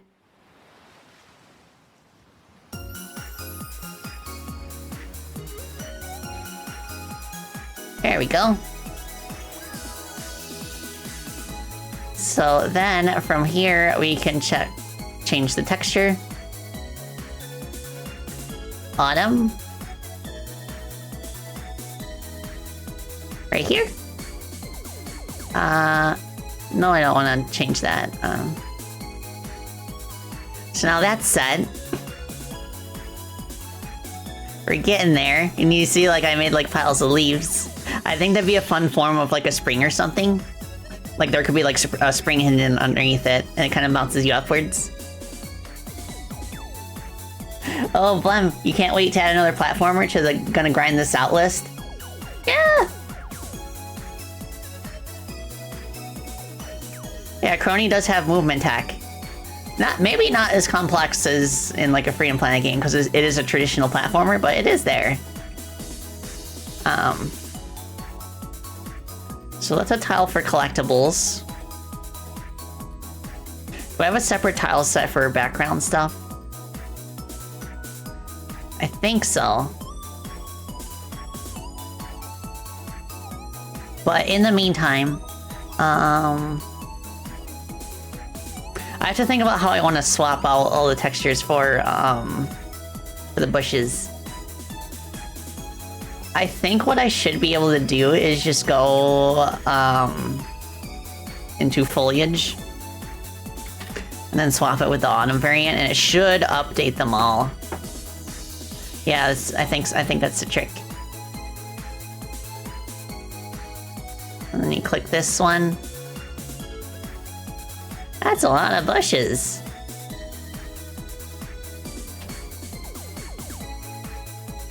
Yeah. And then we don't even need a texture. We don't even need to texture swap these for winter. They're just gone in winter because there's no leaves on the trees.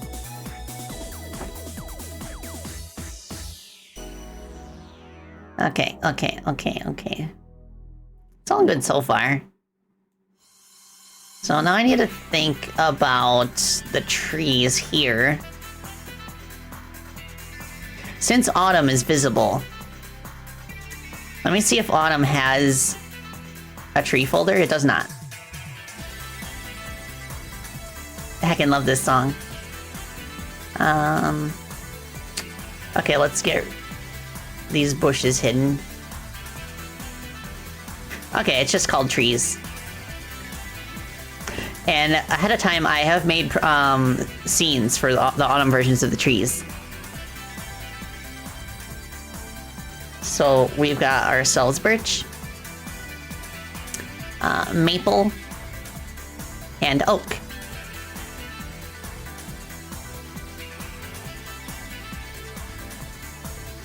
So let's just move these down here.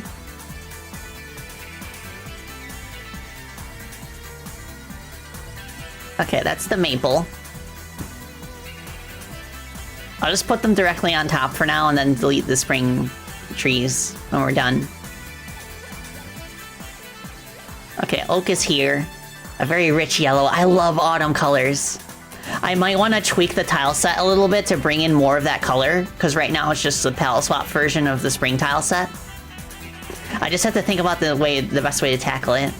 And I want to add more color variety in here, because like the pale red in the background is just kind of like, eh. But these trees are just like, oh, it pops. Okay, let's get the birch. And we don't have to change the evergreen trees, because they are green all year round. They do have winter variants, though, where they're covered in snow.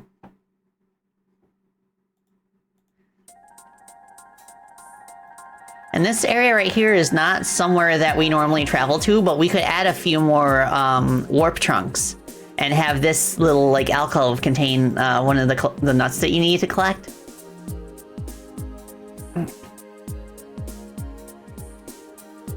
And then there's this tree, which I don't know if I have an autumn variant of the crystal tree.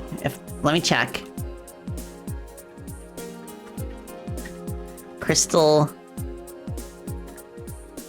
tree. No, I don't.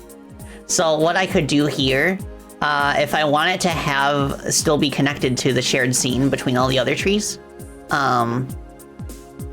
is Godot has a cool property for that. Why is I just noticed my pen is very offset. What's up with that? Something like that. Let me double check, make sure. Okay. So what I want to do is bring this over. Okay. So now, it should match up properly. So there's a property right here. Editable children. And what this does is it makes it still attached to it still attaches it to the scene so that if there are changes to it, it will update here. But it also allows us to make like certain exceptions to that, and I'm going to do that for the leaves. So we'll go ahead, make a new texture. Actually, wait, no, we don't need to. We've got the same texture over here. So I'll just copy this over here. Whoosh.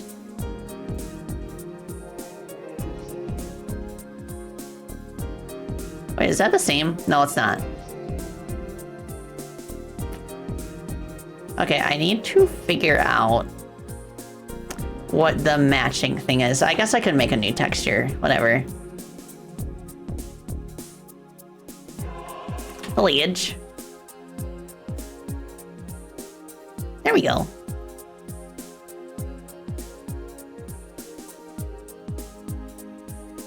Okay, how many of these are there, and is it all the same one?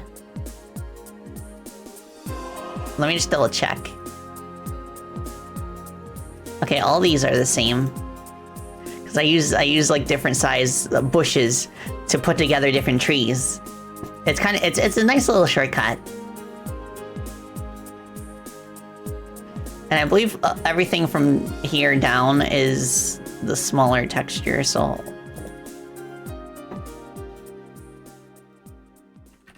Autumn. Okay, that's nice. Oh, David, hello! You need to catch more of these streams? You always learn something just looking at my work? Oh, thank you. Okay. So these are like this. So from 9 to 14.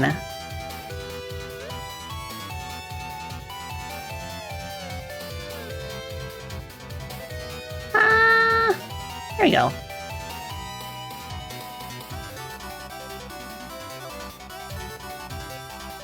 Okay, that's the same as that.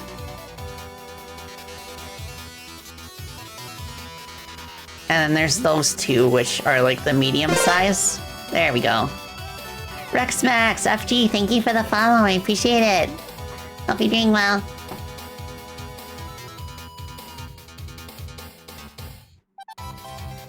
It feels so nice to do, like, level design stuff on stream again.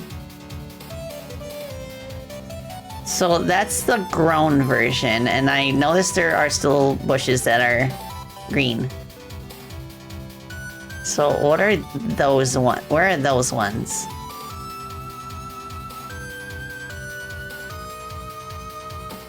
Oh. Okay. Could I just duplicate these? I feel like I could. Oh, right. It's a cutscene version. That's why. I guess we don't need to worry about the cutscene for now. So I'll hide that. What the heck? Oh.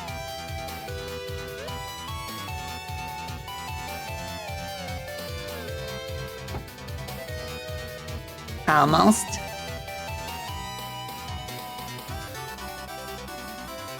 Why do I call this W? You're so silly, past Spacey. Okay. And next up, we've got the vines that I want to swap over. And I believe those are a separate tile set based on the season. And I'm also going to take all of the pine trees. And I'm just gonna straight up move them over. Actually, everything. I'm gonna move everything in the autumn folder except for, like, the oak and birch and maple trees.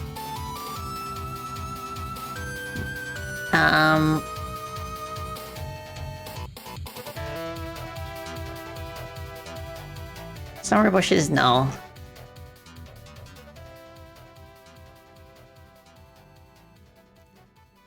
There we go. Okay. And do I have an autumn version of the stumps? I guess it doesn't really matter because they don't have a lot of green on them to begin with. Oh my gosh, Rexmax, you've been watching the Game Dev VODs for a while? You had the follow and congratulate the team on becoming a part of Holo Indie. Thank you so much.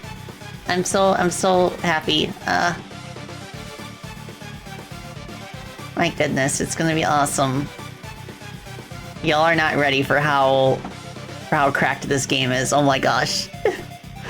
Especially like the late game stuff. Like, oh my gosh. This is like the most fun that I've ever had making a game. And I think like an important part of why it has been so fun is just the fact that I'm just able to share with you all my processes, which is something I was never really able to do before.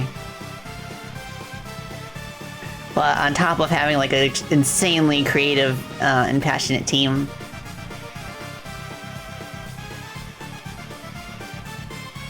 Okay, it's in a good spot right now. I'm just gonna double check the vines.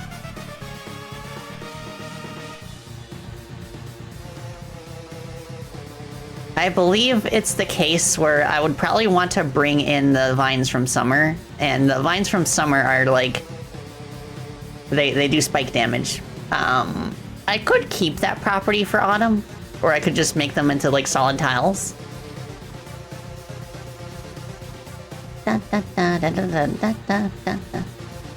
Okay. I'm gonna bring over all the gimmicks and stuff from summer as well. Tile solid summer. Yes, tile solid summer is the second half of the tree as well. So that's something I definitely want to transfer over too. I don't want the summer bushes necessarily. We could do it for now. So now it's the case where I should be able to safely delete the spring and summer stuff. Wait, no. Let me copy over the collectibles too.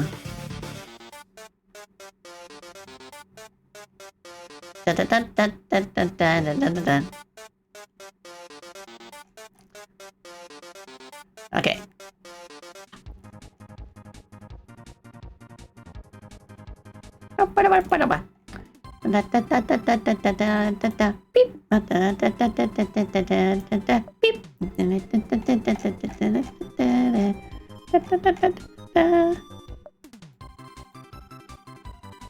Beep. Beep.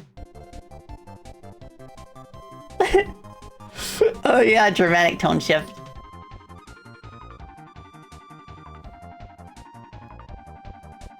Yeah. Oh yeah, this is like the very first version of the world tree that I ever worked on. I could maybe bring it back for some optional areas? Question mark? Because this was back when I was thinking that you could shift between all 4 seasons, and the seasons would have more substantial changes to them. But it didn't feel like it was like at the base of the world tree. Like the world tree is like a huge tree. So I was like, this ain't it. This isn't it, Chief. So that's when we came up with the idea to make it like a big super tall one. Now where are the background tiles for this part, I wonder?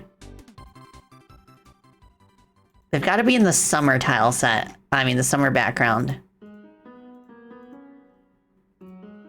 So it's somewhere here. There it is.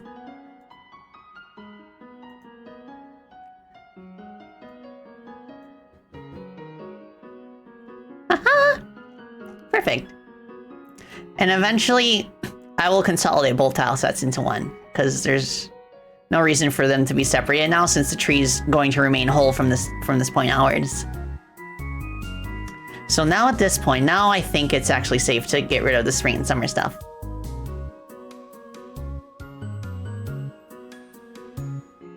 Okay. But let's see.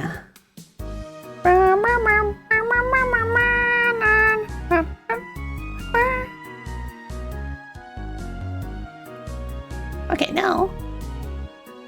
Aha! Okay. Cool, cool. Oh, yeah, that was the old layout on another spot, too. So I'm gonna remove this stuff since it's no longer necessary.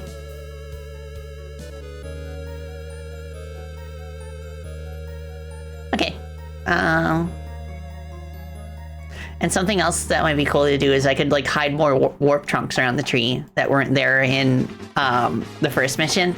And then those would take us to like the sub areas where we can find more nuts to collect.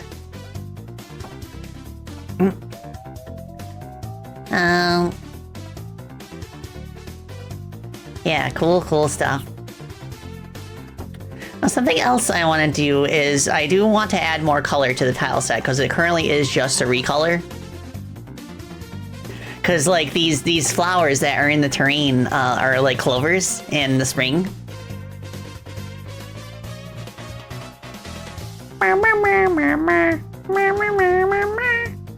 Okay. So let's look at the tile set. And here it is. And then at the same time, I'm going to load up the foliage for this season so that we can extract some of the colors from here, make it look like these leaves are actually like covering the ground. So I guess the first order of business is to decide like what I want the base color of the ground to be. I'm thinking this more of this like honey orange. It's pretty bright. Maybe if I start with the color below it. Yeah. Because we can't have a super saturated background and a desaturated foreground. It might look strange. Ah! PixieXE, thank you so much for the follow. I appreciate it. Wow, hope you're doing well. Okay, and I need an in-between color here. Beep, beep. Okay. That already looks more striking, I would say. And then maybe we could have, like, the clovers be kind of like a golden color, like this one.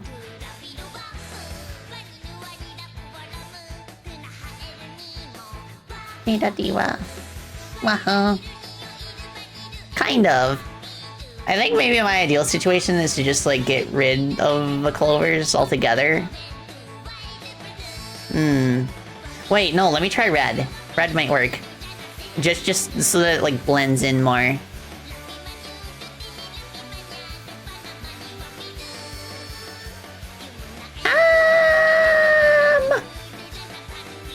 No. We can do better.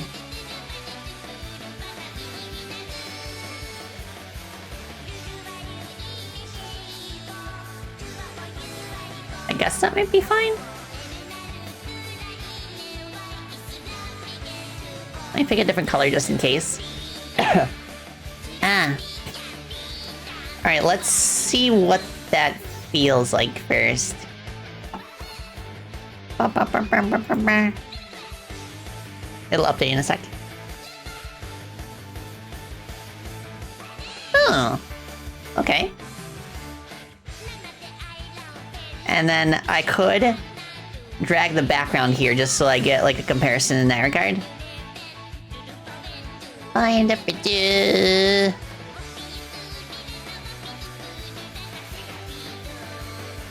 Okay, there's the autumn background.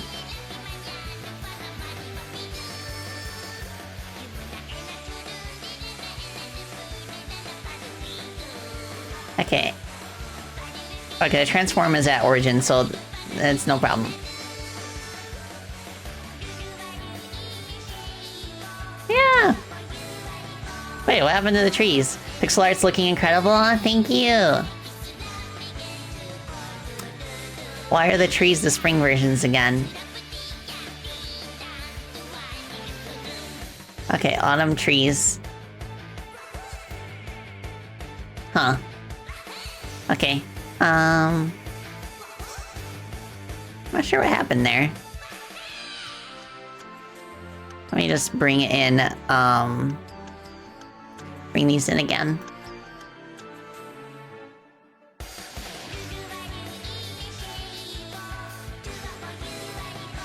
Maple autumn, oak autumn, and then birch autumn. Oops. Let's move these sulfur.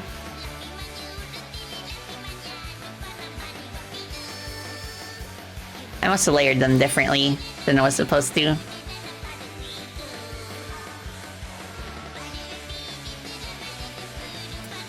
Wait a second, why are these, over? Oh. I think I know what's going on. I already have the autumn ones.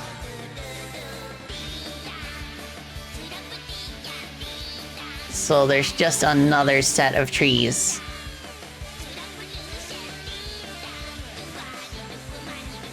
That's an autumn. Where's the one on top? No. There. Huh, really? Okay. Alright, cool. That seems to have fixed it. Nice. Yeah, we've got like a nice trail going here. Forest trail.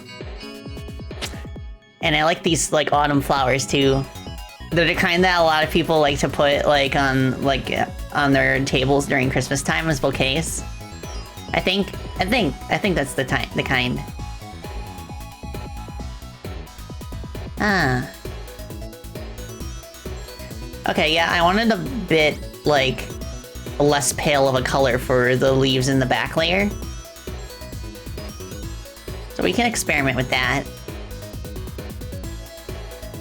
Da da da da da da ba da da da da da da da. Winter's pretty cool, yeah, literally. You got fam over? Congrats again, thank you so much.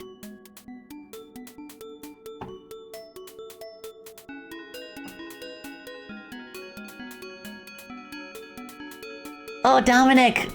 Hi, I hope you're doing well. Thank you so much. Congrats on getting the official Wavy Tube Girl license. Yeah. It's so nuts.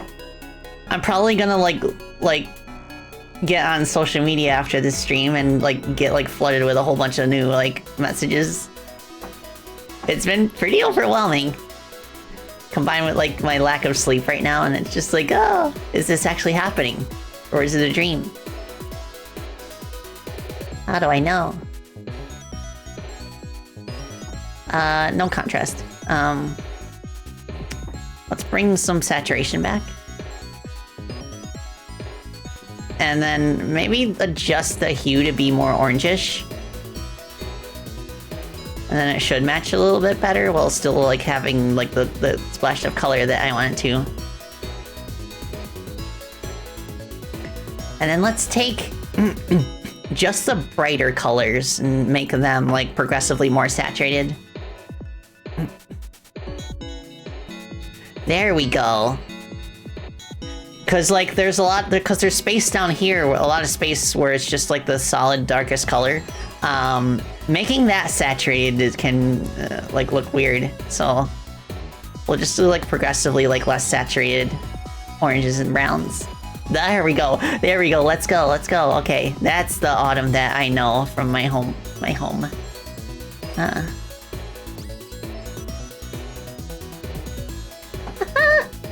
Okay. And I think we can derive the same colors over here. Or maybe like the color above it? No? Question mark? Okay, let's try. How does that look?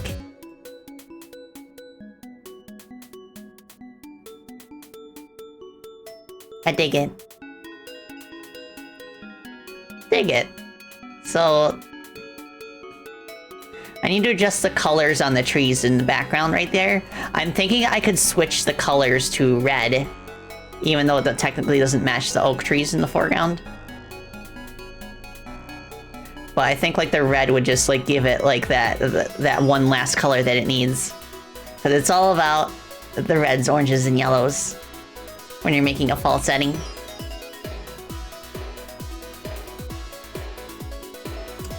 So I think that's what I'm gonna do here.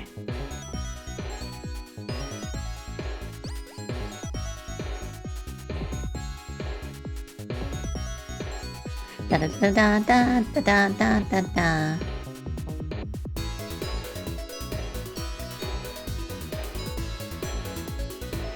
Ah, good stuff, good stuff.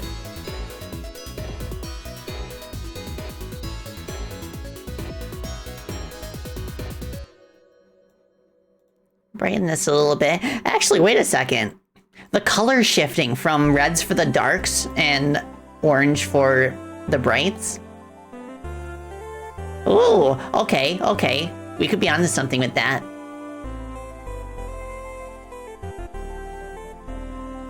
So if I were to like desaturate and darken like the deeper red, yeah, okay. Bring this more closer into the realm of the red as two as well. Okay. Yeah, okay. I think that's might be what we need. I still do want it to be like a bit more reddish, so I'm just gonna drag this over.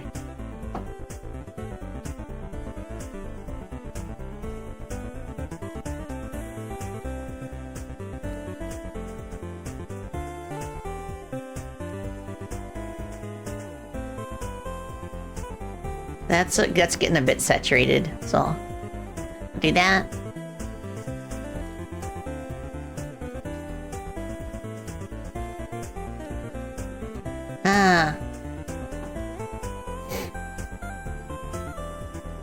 Oh, thank you, Blum.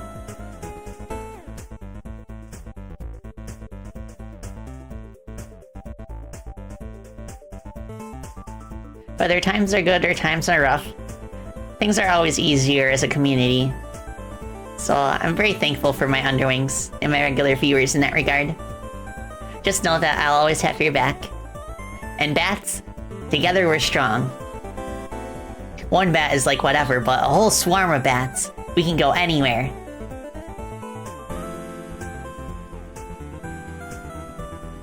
Ah, okay.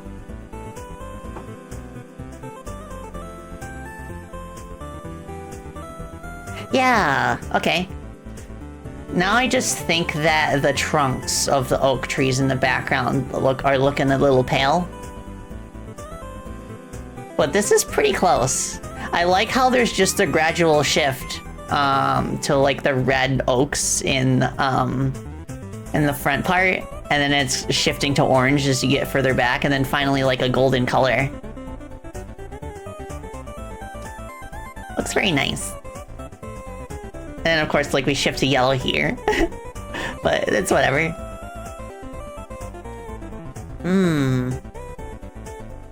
Very cool. Kind of mesmerizing. Yes, okay, I need to switch the music over too. Because we have bespoke music. And I believe that's something that changes in the tile set itself. So what I'm gonna do is reset the position of all these background layers.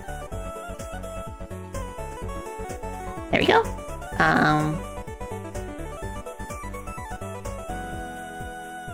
Yeah, once I figure out the music stuff, we can give it a test run. It will play exactly the same as the World Tree 1, but we'll see how the autumn palette on everything feels. I'm also contemplating,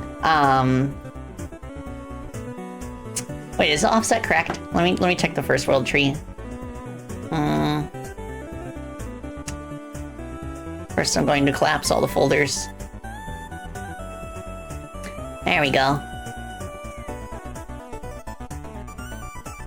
Oh, thank you for the pats. Well, that's so nice. Okay, tree. Okay. Oh, right, yeah, I got the offsets way wrong. Okay.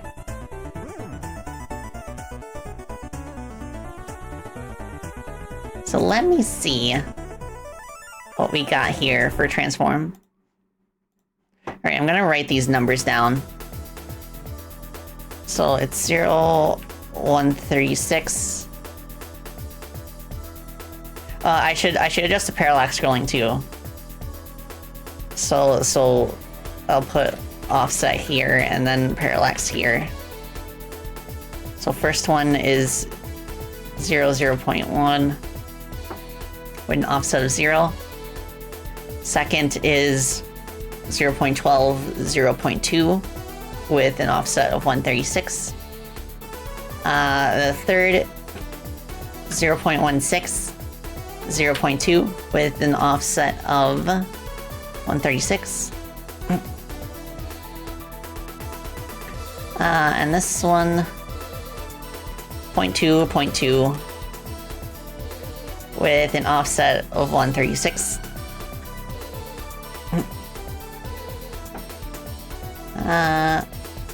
0.24, 0.2, offset 136.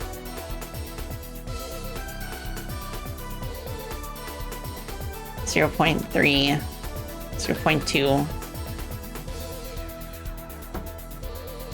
136. 0.4, 0.2. Okay, they're all 136 after the second one. Then bushes are 0.5, 0.2.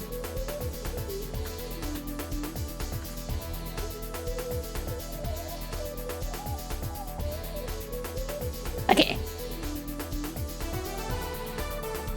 So that's good.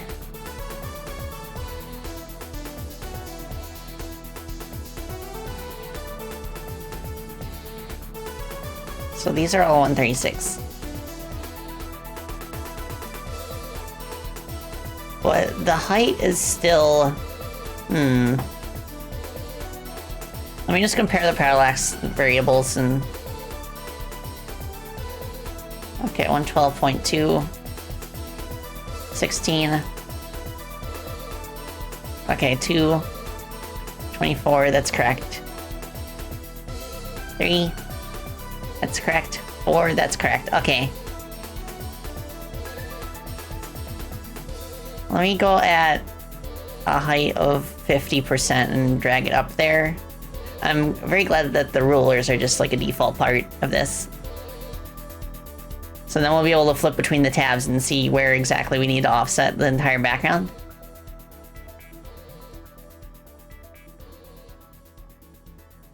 So, oops. Right here. That's a height of 600. That was a little too far. A little more. I want this to match up exactly.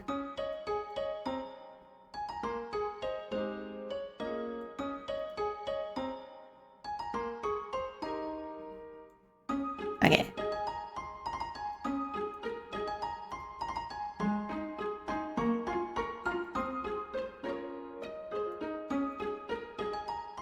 Okay. I think that's the sauce. So now I will copy over this color rectangle. And then we'll add it to the sky here.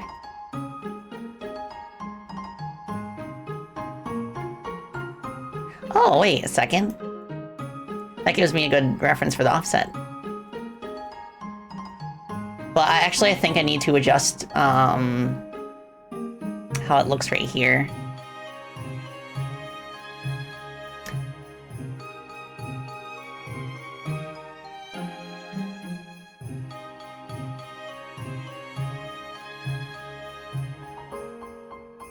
There we go. Now we'll change the color. Uh-huh. I wonder if for the higher ground, if there's something that I can do to make the top of the sky a bit more interesting.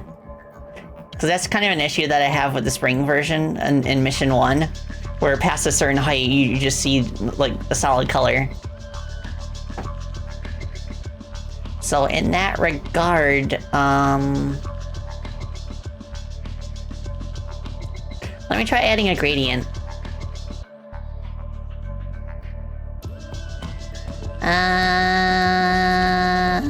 Okay, sprite 2D. Thankfully I have something exactly for that. By linear filtering. Okay, offset, in the Z index is -10. Oh, 180.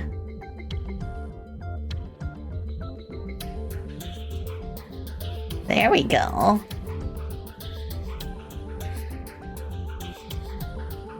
Why is it not obeying the grid settings that I have set?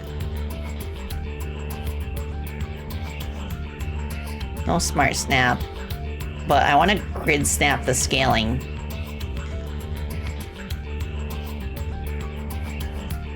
Why does that not work?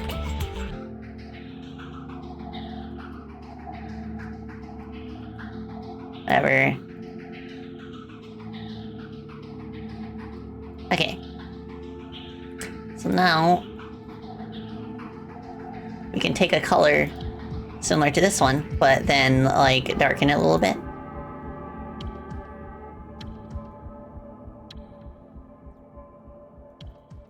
Yeah, okay.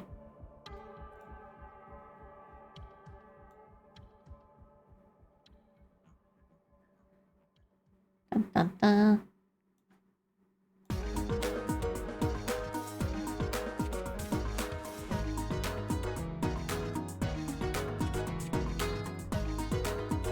I think that should work for our purposes. I'll just name it gradient. And then we can copy that over. The sauce? Where? Open sauce. I'm so glad that Godot is open source.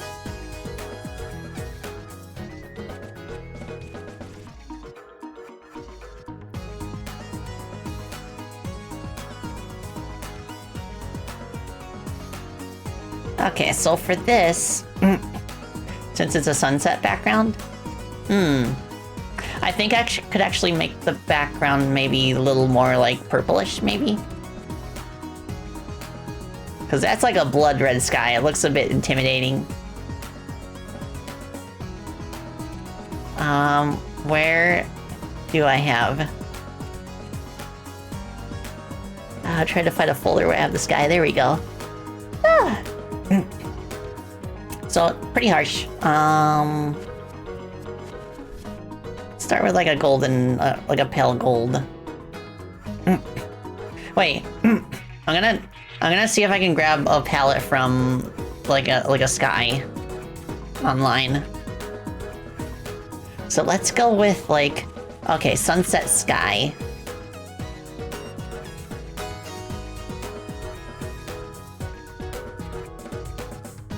Oh, okay, okay. I'm seeing some cool palettes.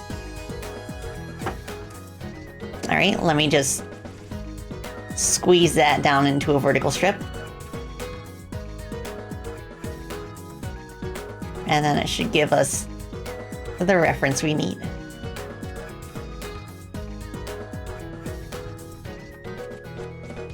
Oops.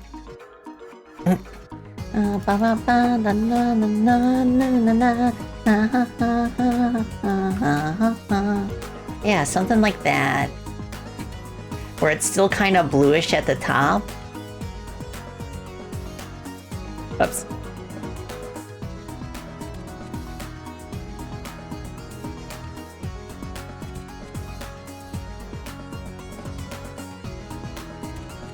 Let's go with this color for now.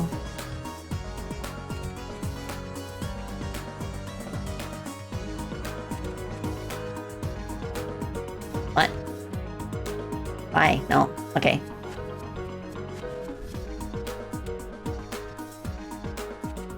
That's much more, like, inviting, I would say.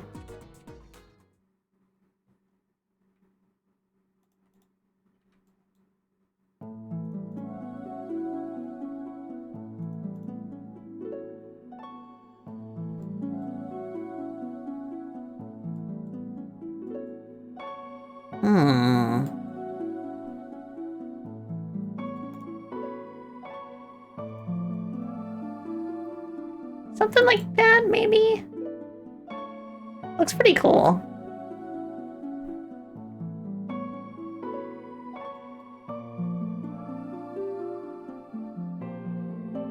And then like a darker color for these parts down here.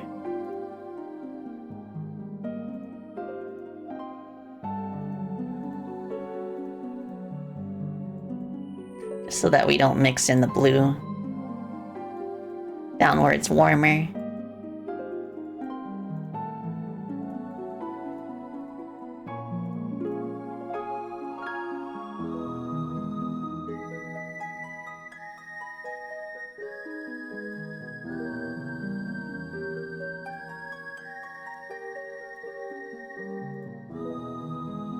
Ah.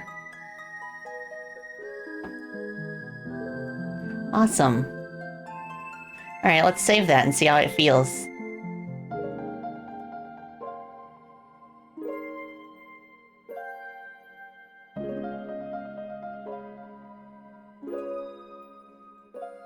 Almost. I could adjust the palette of the golds down here to match if it's like the look. Let me play with the palette a bit more. Like, what if we did a hue shift over to that golder color?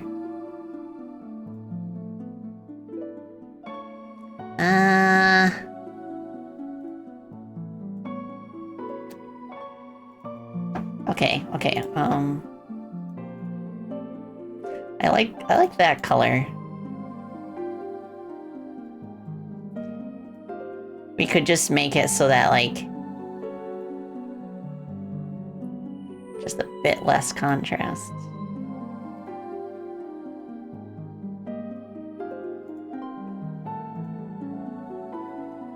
Oops.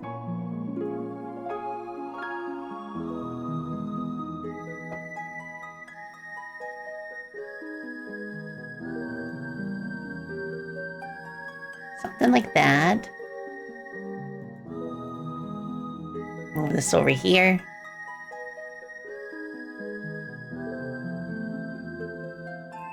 Okay. And finally, like, bring, like, more of that pale yellow down here. Actually, let me see if I can actually do, like, a color match. Which, wait, no, I had to have to get the color from in-game, because I'm just using, like, solid thingies.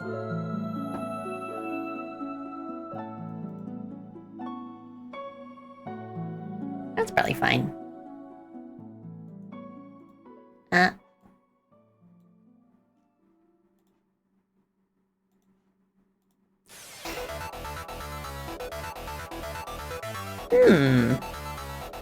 This could work.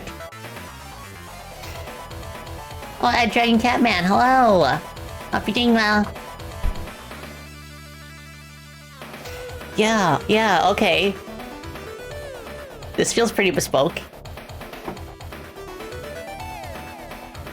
Like, there's no other background in the game that uses this color combination for the sky. And along the same train of thought... Okay. Yeah, I can grab a color from this sky and use it for the trees down here. Let me just close these. I get anxiety when they have too many tabs. Okay.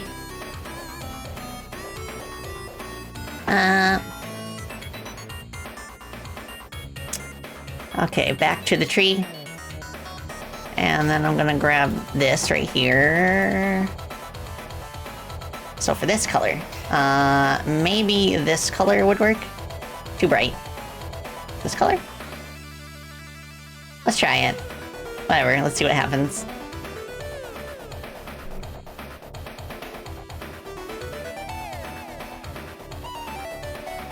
Oh. Huh. Okay, let me punch past the god rays here. What texture is that?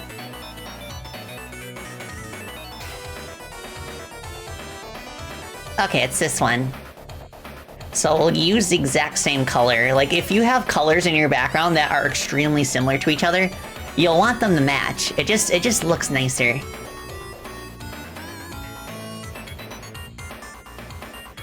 There we go. There we go. Yeah, and then I could get, like, the farther orange layer and kind of make it more, like... lean more into that, like, purpley tone. So this layer right here... I hear thumping around on the porch. I bet it's the mailman finally. Oh gosh, that's too saturated. Let me use this as a base.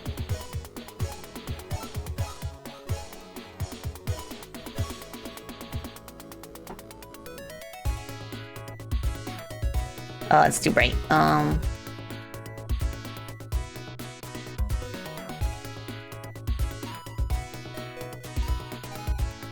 Okay, let's try that.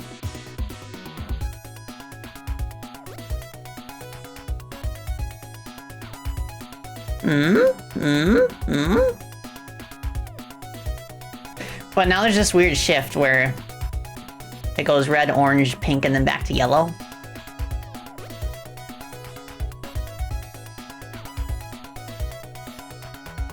So I'm gonna undo that. I think I'll just make the trees in the back, like, more orangish. Maybe even use, like, the tone, like, right here. But just, like, desaturated it.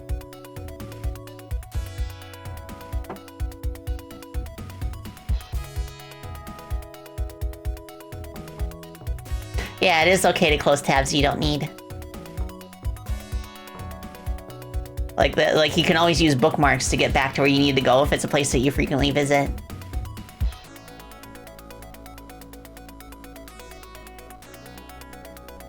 Almost. A little bit brighter.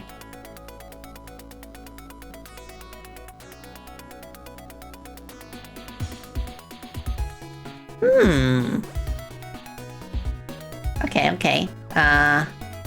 Let's shift more towards the yellow.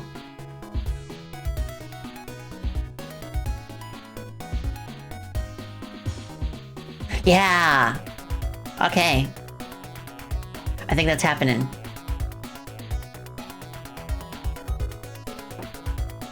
So now, for the gradient, we could go for blue still, but we can go for like a paler blue.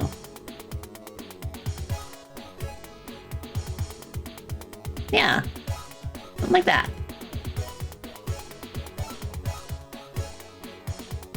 Oh, this kind of gives me a nostalgic feeling. This particular color combination, like it reminds me of when my sibling and I were little baby bats. Well, not baby bats, but we were like early teens. We'd still like play games out in the front yard, and we would just get the most beautiful sunsets in the house where we grew up, because the horizons were like completely clear because we were surrounded by farmland. I miss those sunsets. That's the one downside of living out in the forest. Like, as much as I love nature, I also do like a good like shot of the horizon when the sun is setting. That was I distinctly remember like one night when the sunset was especially gorgeous and we were just like playing football together. For some reason, like I'm not a sports bat, but I think my parents must have been making a cookout, doing like a cookout thing, or they must have been getting ready for a cookout. And then when like the sun set, we would have like the campfire with like marshmallows and stuff, and my much older cousin would kind of like I remember he swung by. He's always been like a rocker. Like he's always been in like a rock band. Specifically a drummer. Oh my gosh, and I remember there was one campfire night where he was there, and like I think like a few of my aunts and uncles, and I was kind of gushing to them about the games that I wanted to make when I grow up, and like I was like gushing to them about how I was learning new things with like the game software that my parents got me, and they were like, "Oh, that's so cool." So I get very shy about showing what I make to my family. I don't know why. It's just like I get like paralyzing anxiety if I try to like show like any of the Freedom Planet games to my relatives. It's something I'm still working on, but they're anytime that I show them something, they are like very grateful and proud of me. So I've always been lucky enough to have a very supportive family. Even after my parents split, like both sides of the family have always been like extremely supportive. Yeah, I'm getting kind of emotional. I saw a quote online somewhere, I don't remember where, but they said, nostalgia is a type of mourning. I've been thinking about it ever since. And the way that Chrono Gear kind of is like a throwback to, you know, like 90s like action games on the PS1, and how it like invokes that with its letterbox window, where the game is just in 4:3 resolution, it's not in widescreen, but it's got the border art. It kind of like has the feel of something that was like a classic game that was remastered for the modern age with the border art. Yeah, and it's just, there's something like very like warm and nostalgic for me working on like these retro style action games. And it's really nice to share that feeling with such a huge audience. Like the Hololive community is like absolutely massive, and combining that with the Freedom Planet community, I really feel the love from everybody ever since the announcement, and even before then. So I hope that everyone will find something to like with this game if they decide to play it. How awkward has it been to explaining V2 to them? Thankfully, I have not had to undertake that challenge yet. But if I were to explain it to my mom, I would just tell her it's just like a virtual puppeteering. It's where you control a cartoon character on your screen with your head movements and your hand movements sometimes. They'll love it, yeah. Yeah, oh my gosh.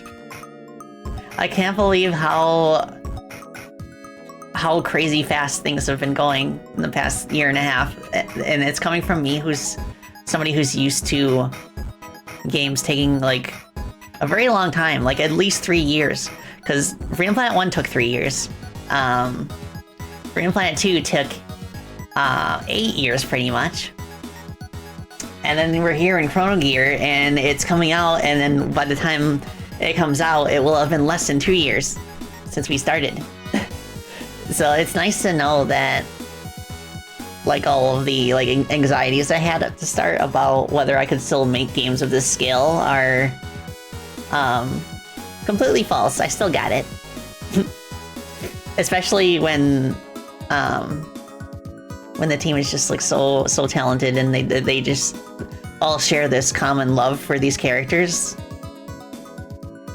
And even me now too. Like I love the Hololive girls. You got it now and forever? Oh, thank you. Is this the power of being an idol? I wonder. Ponder. One of my friends, Wonder Riku, who contributed songs to this game, he made a post recently on social media about how he viewed it in the lens of just like performance. Like when you're an artist on stage, you take on this persona and you just like pretend to be like a character almost, and it allows you to be like a larger than life version of yourself. And gives you space to kind of like explore those emotions when it otherwise would kind of like, it might seem out of place in like an everyday setting. I feel that especially with like VTubing. Like being Spacey Bat has kind of like opened my heart up a little bit, in the sense that like I feel like there's so much more that I can say and do as Spacey Bottlitelli than I would as like my IRL self. Love Clock Woman and Gals. Yeah, Gondridge. Yeah, Blem. As long as you got the will and drive, you can take yourself anywhere you want. Even after as exhausting as FP2 had to have been, you're still here busting ass just to make another energetic game that'll be full of life and jump scares in the first play. Keep grinding, Spacey. Keep grinding it out. Thank you. Yeah. Those lyrics, they do mean something in this context. Open your heart. Gonna be alright. Oh, thank you, Kiyomi. Yeah. Okay, so now I need to check the tile set.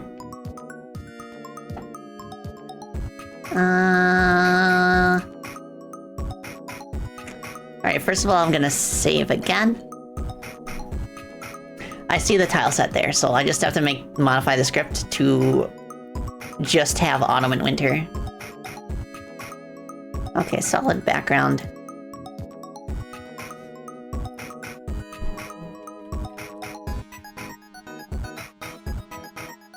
And then here's winter.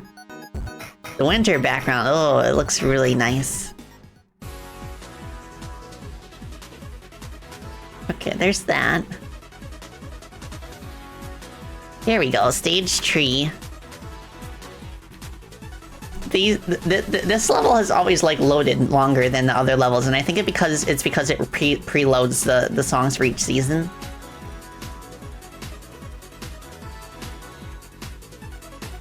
Oh, Edge Drive. You feel braver as a funky little paper peep than just your IRL self? you're serious? It's just kind of bled into stuff you do IRL. You felt braver than ever since you started using your Sona. Yeah! Like, having these, like, VTuber versions of ourselves, it kind of, again, it kind of, like, lets us play a character, and by playing that character, we kind of fake it till we make it, you know?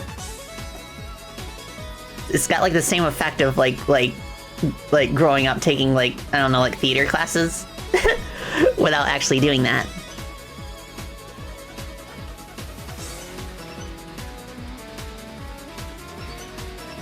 Okay, backgrounds. I think it's this one? Okay.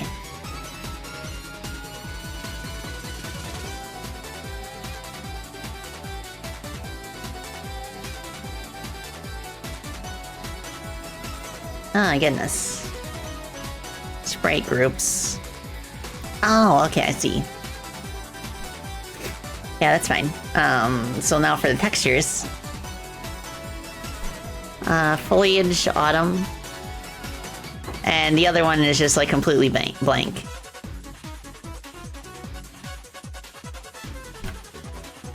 So for that, could I just use a null value? I want to use a blank texture instead, just in case.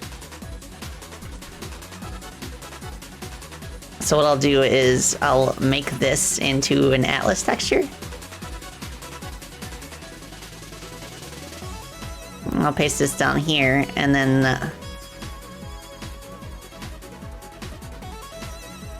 yeah. And then that should hopefully hide the foliage when winter rolls around. And this goes here.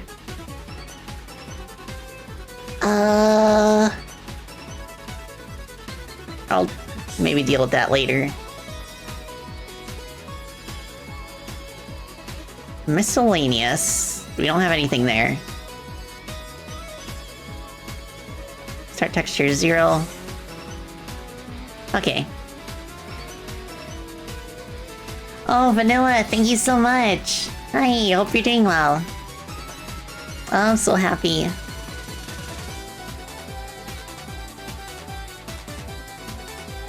Okay, so now I've got all that set up. Let us save, and then we can finally check this out a little bit. See if everything is good to go. Oh, somebody pinged me.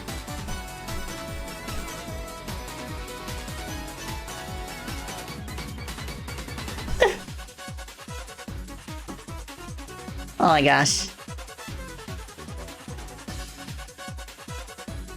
What? What? Okay, like, you know how we were talking about how Crony kind of, like, did a funny last night about how her account was temporarily hacked for by crypto scammers? So, ever since she did that skit last night where she was, like, doing, like, a satirical, like, crypto shill, actual crypto bots have been caught up in it. And they're actually, like, spamming stuff related to Crony Coin, even though it's not real. And oh, no. One of the crypto bots is lumping Chrono Gear into that because Chrono Gear was, like, trending at the same time that the Crony Coin was. So now we have crypto bots talking about our game. That's really funny.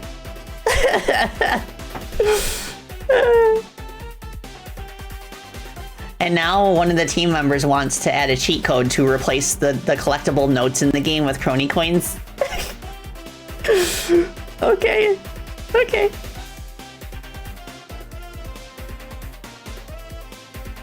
Oh my gosh. And another one suggested that if we do that, collecting a coin would increase the value of all subsequent coins, so it would seem like it's just exponentially increasing, even though it doesn't. Call the code the Chronami code. Oh my gosh.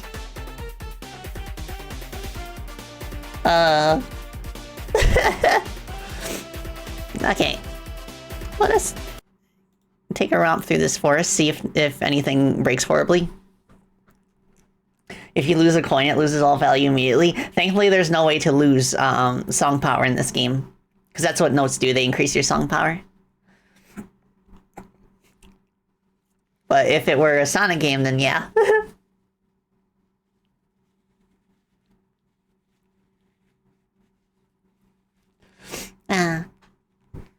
Let's see how this works. Yeah, so the layout is completely unchanged from the first mission. So it's gonna play out the exact same, but I'm just checking the visuals. I don't think the flower platforms would be in the second mission. Yeah, but you bounce on the leaf piles.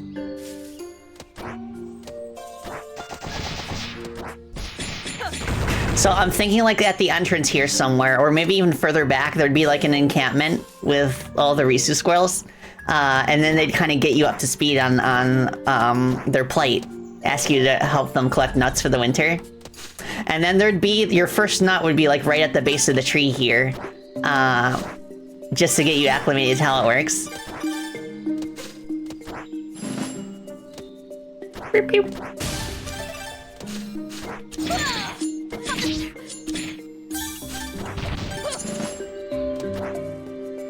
And I like the variety in the soundtrack too. Like I've been wanting to make like World Tree Autumn just so there's a chance that people will actually hear Bob's Autumn remix. Oh, that's there now. Oops. Maybe if I go in the secret area over there. Oh, Tawny Code. Hi. Thank you so much. Okay. Back outside. Looks gorgeous.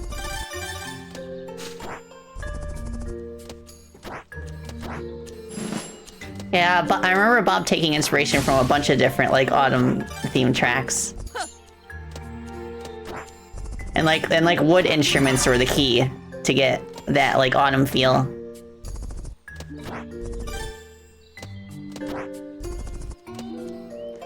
Okay.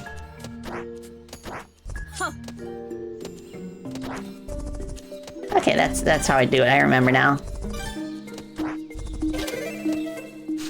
Yeah. Okay. So, visually quite pretty.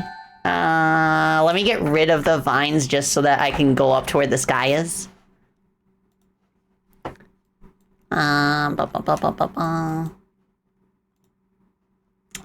Okay, so what I want to do for the vines is, where are they? I need to organize this better. Usually, like, what I like to do is I like to put blank node 2Ds in the root of the level and like name them after a specific enemy type or a gimmick type, and then just put all copies of that type in there, and it makes it like way easier, just like way faster to scroll. All right, here's a vine tile. So I am just going to move that all the way over there so we can make progress in level. And then we should be able to climb up and see how the sky looks in at the game's like current resolution. Beautiful level, huh? Thank you. I like the spring and summer versions a lot too. You like slightly mad about Will's changes to World Tree because he turned the slope corners at the entrance into square corners. Wait, do we have sloped wood terrain? I'll have to check. If we don't, I can add it so that so that you could actually like smoothly get up. Cause that bothers me too.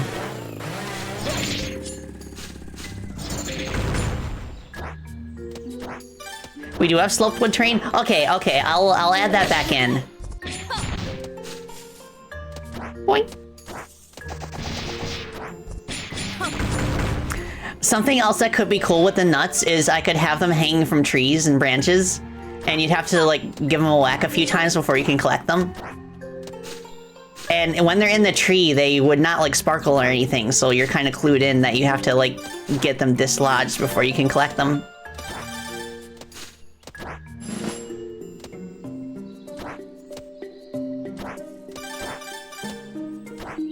The way you say smooth sloped, it kind of reminds me of the smooth brained meme. Stop. Look at my smooth sloped brain.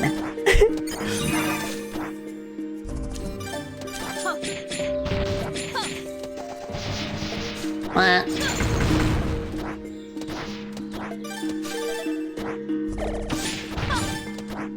Okay, why is the sky offset by that much? Wait a second. Oh yeah, if you fall, you faceplant, in case you didn't know that before. I'll show it again in case you missed it.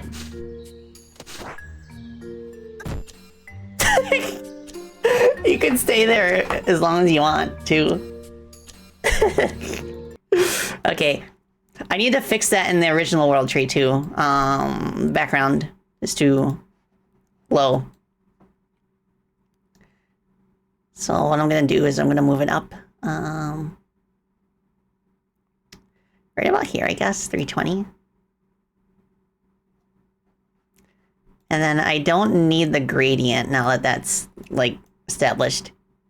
Well, I'll keep it, but I'll like reduce the size a little bit. So we'll do this. And then I'll add another color rectangle down here. Just so there's no gaps. Don't want gaps. And then before I forget, I'm going to do the same thing for this background. Put this right here. Second color rectangle.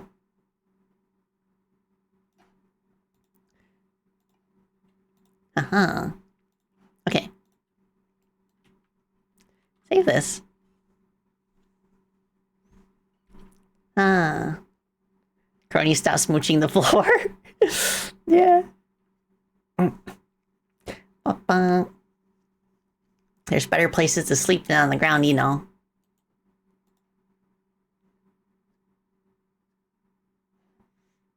The Sphinx kitties, yeah. Aren't they hypoallergenic too because they don't have fur?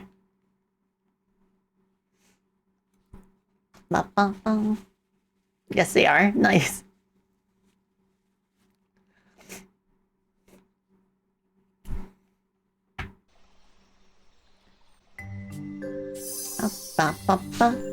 Okay.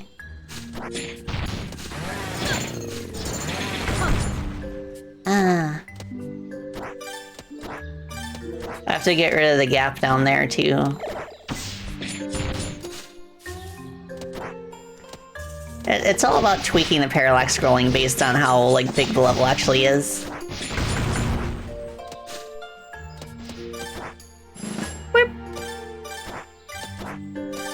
But yeah, I am glad that the ground is more saturated now and it has a bit more color variety. It's got the oranges and the yellows. So it pops and it just like feels really nice.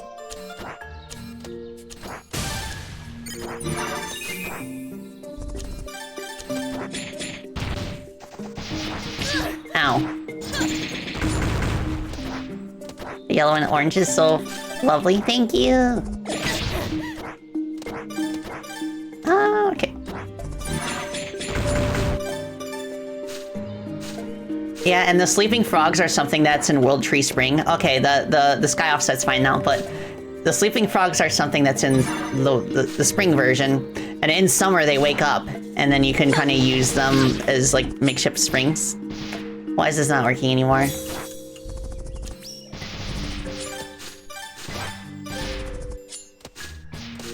I want to go higher so I can get a better view of the sky.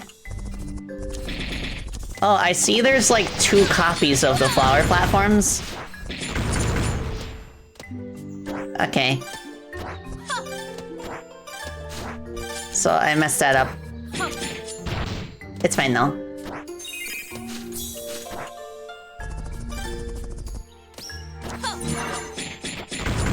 I think like even though this is like a big vertical level, it's pretty quaint. So I think it could lend itself well to the kind of circuit design that I would use for like a search level. Right, because the flower platforms are like I have the layout of the flower platforms shared between spring and summer here. But yeah, I like how the sky looks.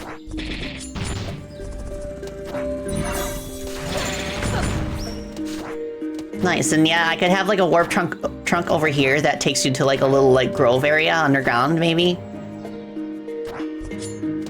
Good stuff. Okay. Nice. Speaking of circuit design, I have to tell you about Sands of Time. For those who remember that level, it's the one with the hourglass switches that let you rotate the whole terrain. So let me close these windows, and that will be our next showcase. So, oh my goodness, Sands of Time. It was a struggle to get Sands of Time in a place that made sense to our testers. Because, like, in the original iterations of the level, see, this is the level. It's literally an hourglass that, like, flips over when you hit the hourglass switches indoors. The problem with this is that because of the gimmick, the way it flipped the stage upside down, it was very easy to get lost in. Like, you'd have no bearing of where to go, especially because of how open-ended the level was before. So we added like walls and ceilings and stuff in a lot of places that weren't there before. Like, for example, these spikes here were originally a pit that just dropped you down to the start of the level if you messed up. And the problem with that is that if you fell down, yeah, you had to retrace your steps, and that would take like upwards of 2 minutes for some people. So there's a lot of places like that where we had to like block it off, and for all intents and purposes, the level is fairly linear in this first half. And there was also this place right here also used to have like 2 tunnels stacked on top of each other, and you can kind of pick and choose which one you wanted. So we condensed that into just a single tunnel.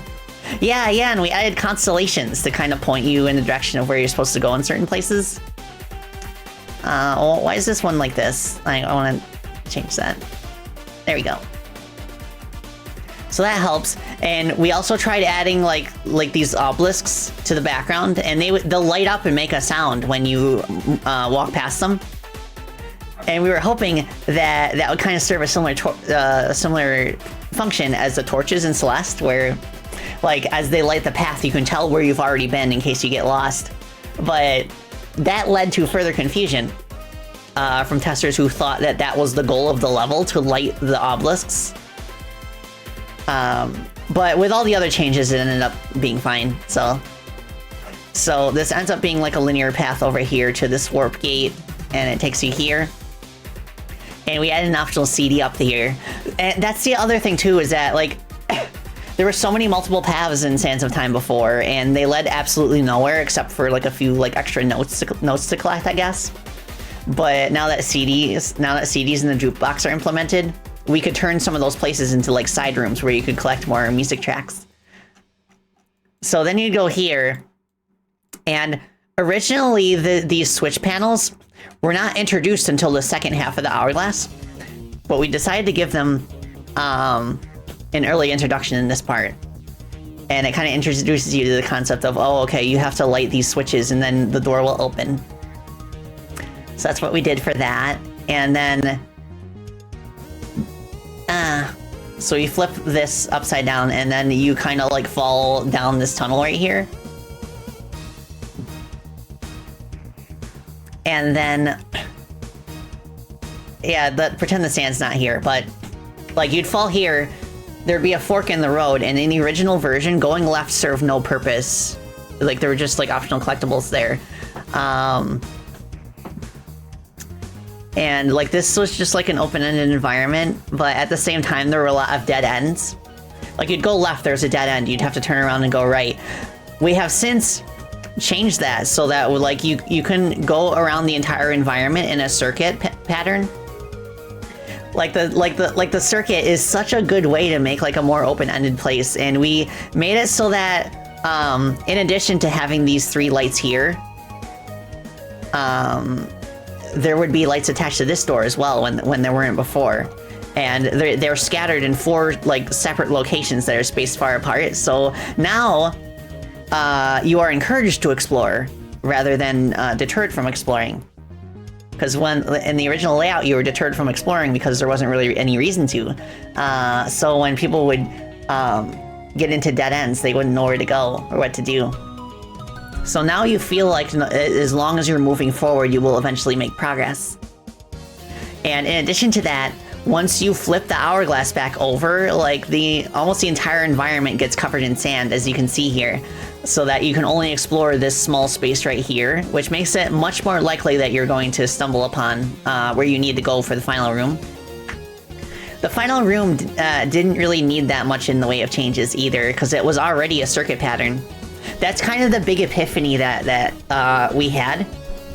When because this level went through like 3 or 4 different iterations before we finally got something we were happy with, in terms of something that like the testers could actually navigate. And there is a level in the world of civilization called the Maze, which you saw a little bit of earlier when I was getting code for the nuts. That level is basically the closest this game has to a Metroidvania in terms of like just having this huge sprawling like maze that you would explore for optional collectibles.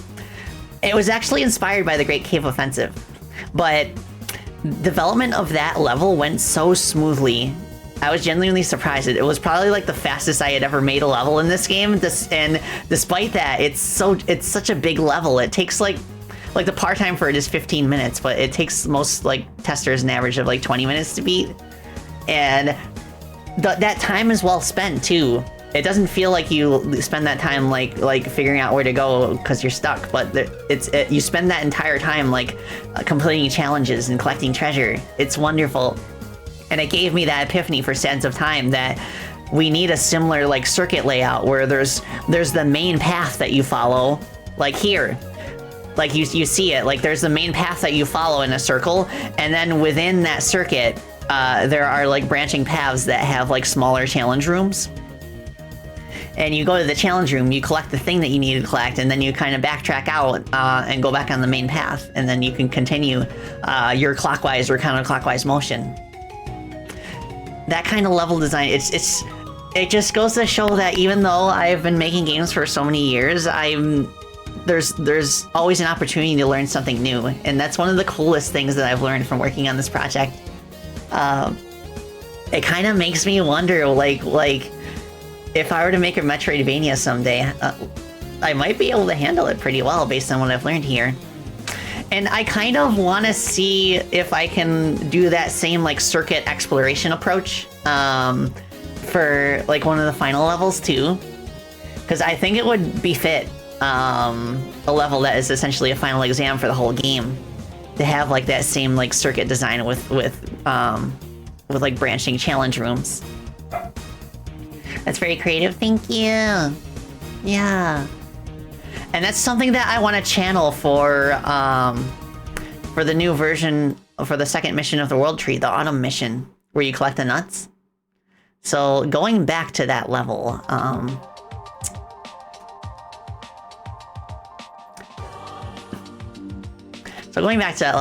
yeah, the original version of the World Tree, like in spring and summer, has you going like on a vertical ascent.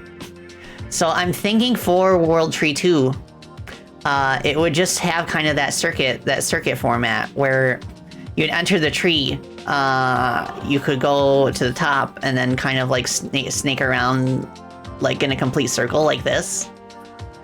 Or maybe like a complete circle like this.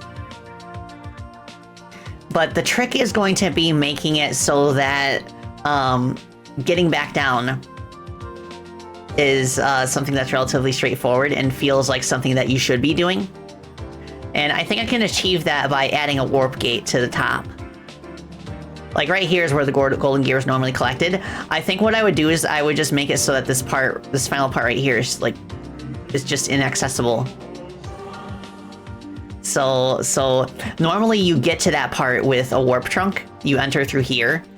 So I'll just like get rid of that warp trunk and just make it so that like most of the levels like content is like within this area. And I'll make clever use of warp trunks to kind of like reinforce that circuit movement. So that way we are searching for nuts in like an area that is easy to remember. Oh, you love the design? Oh, thank you. Yeah, the warp gates are super helpful. They're like they actually use very similar code to the tunnels in Gravity Bubble in Freedom Planet 2, like the ones that kind of shunt you into the background. I use the same like type of code to kind of like match that kind of parallax scrolling, and these are like a recurring element in almost every level in the game, and it's like Belltown kind of teaches you how they function, and then from that point onward, whenever you see one, you're like, oh, I should probably go here. I'll be able to make progress. So, like, if you think about it, like, a good video game is basically like a stealth tutorial throughout the entire thing, where you're constantly like introducing new concepts to the player and kind of like gently like teaching them new things. In the hopes that by the time that they reach the end of the game, they'll be able to like improvise and use their abilities on the fly. Yeah, gentle teaching. And that's especially appropriate for a game like this that takes after Mega Man more in terms of its movement and stuff.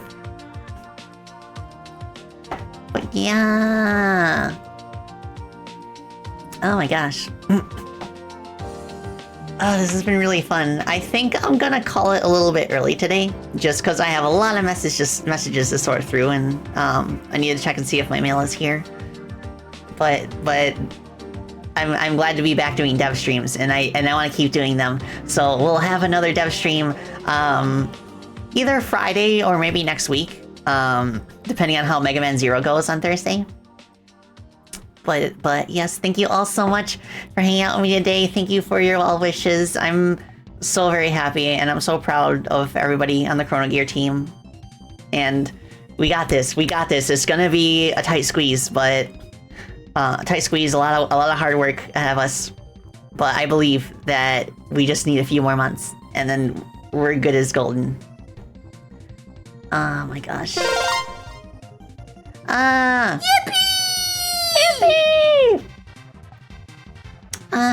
Vandymon Ina, thank you so much for the tier 1 subscription. Thank you, thank you, thank you. Alright, let's see if there's somebody we can raid into. Let's see. Alright, why don't we raid into my friend Yuppie, who is drawing Valentine's Day artwork? Okay. Raid. UP Star. Also, Alex posted the messages, like, this one is if you're subscribed to me.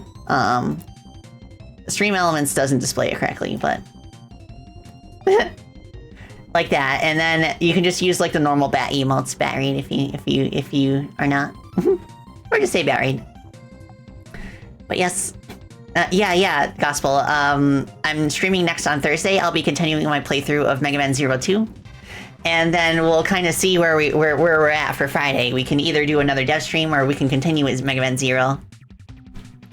But yes, thank you all again. I'm elated. I'm honored, and I cannot wait. Gosh, y'all aren't. The world is not ready for this game. Oh my gosh. Thank you so much. And I will do my best to keep working hard. And never let anyone tell you that your dreams are out of reach. That is my message to you. Alright, say hi to Yippee for me. Bats are up. Bye. Bats. Thank you for the head pats.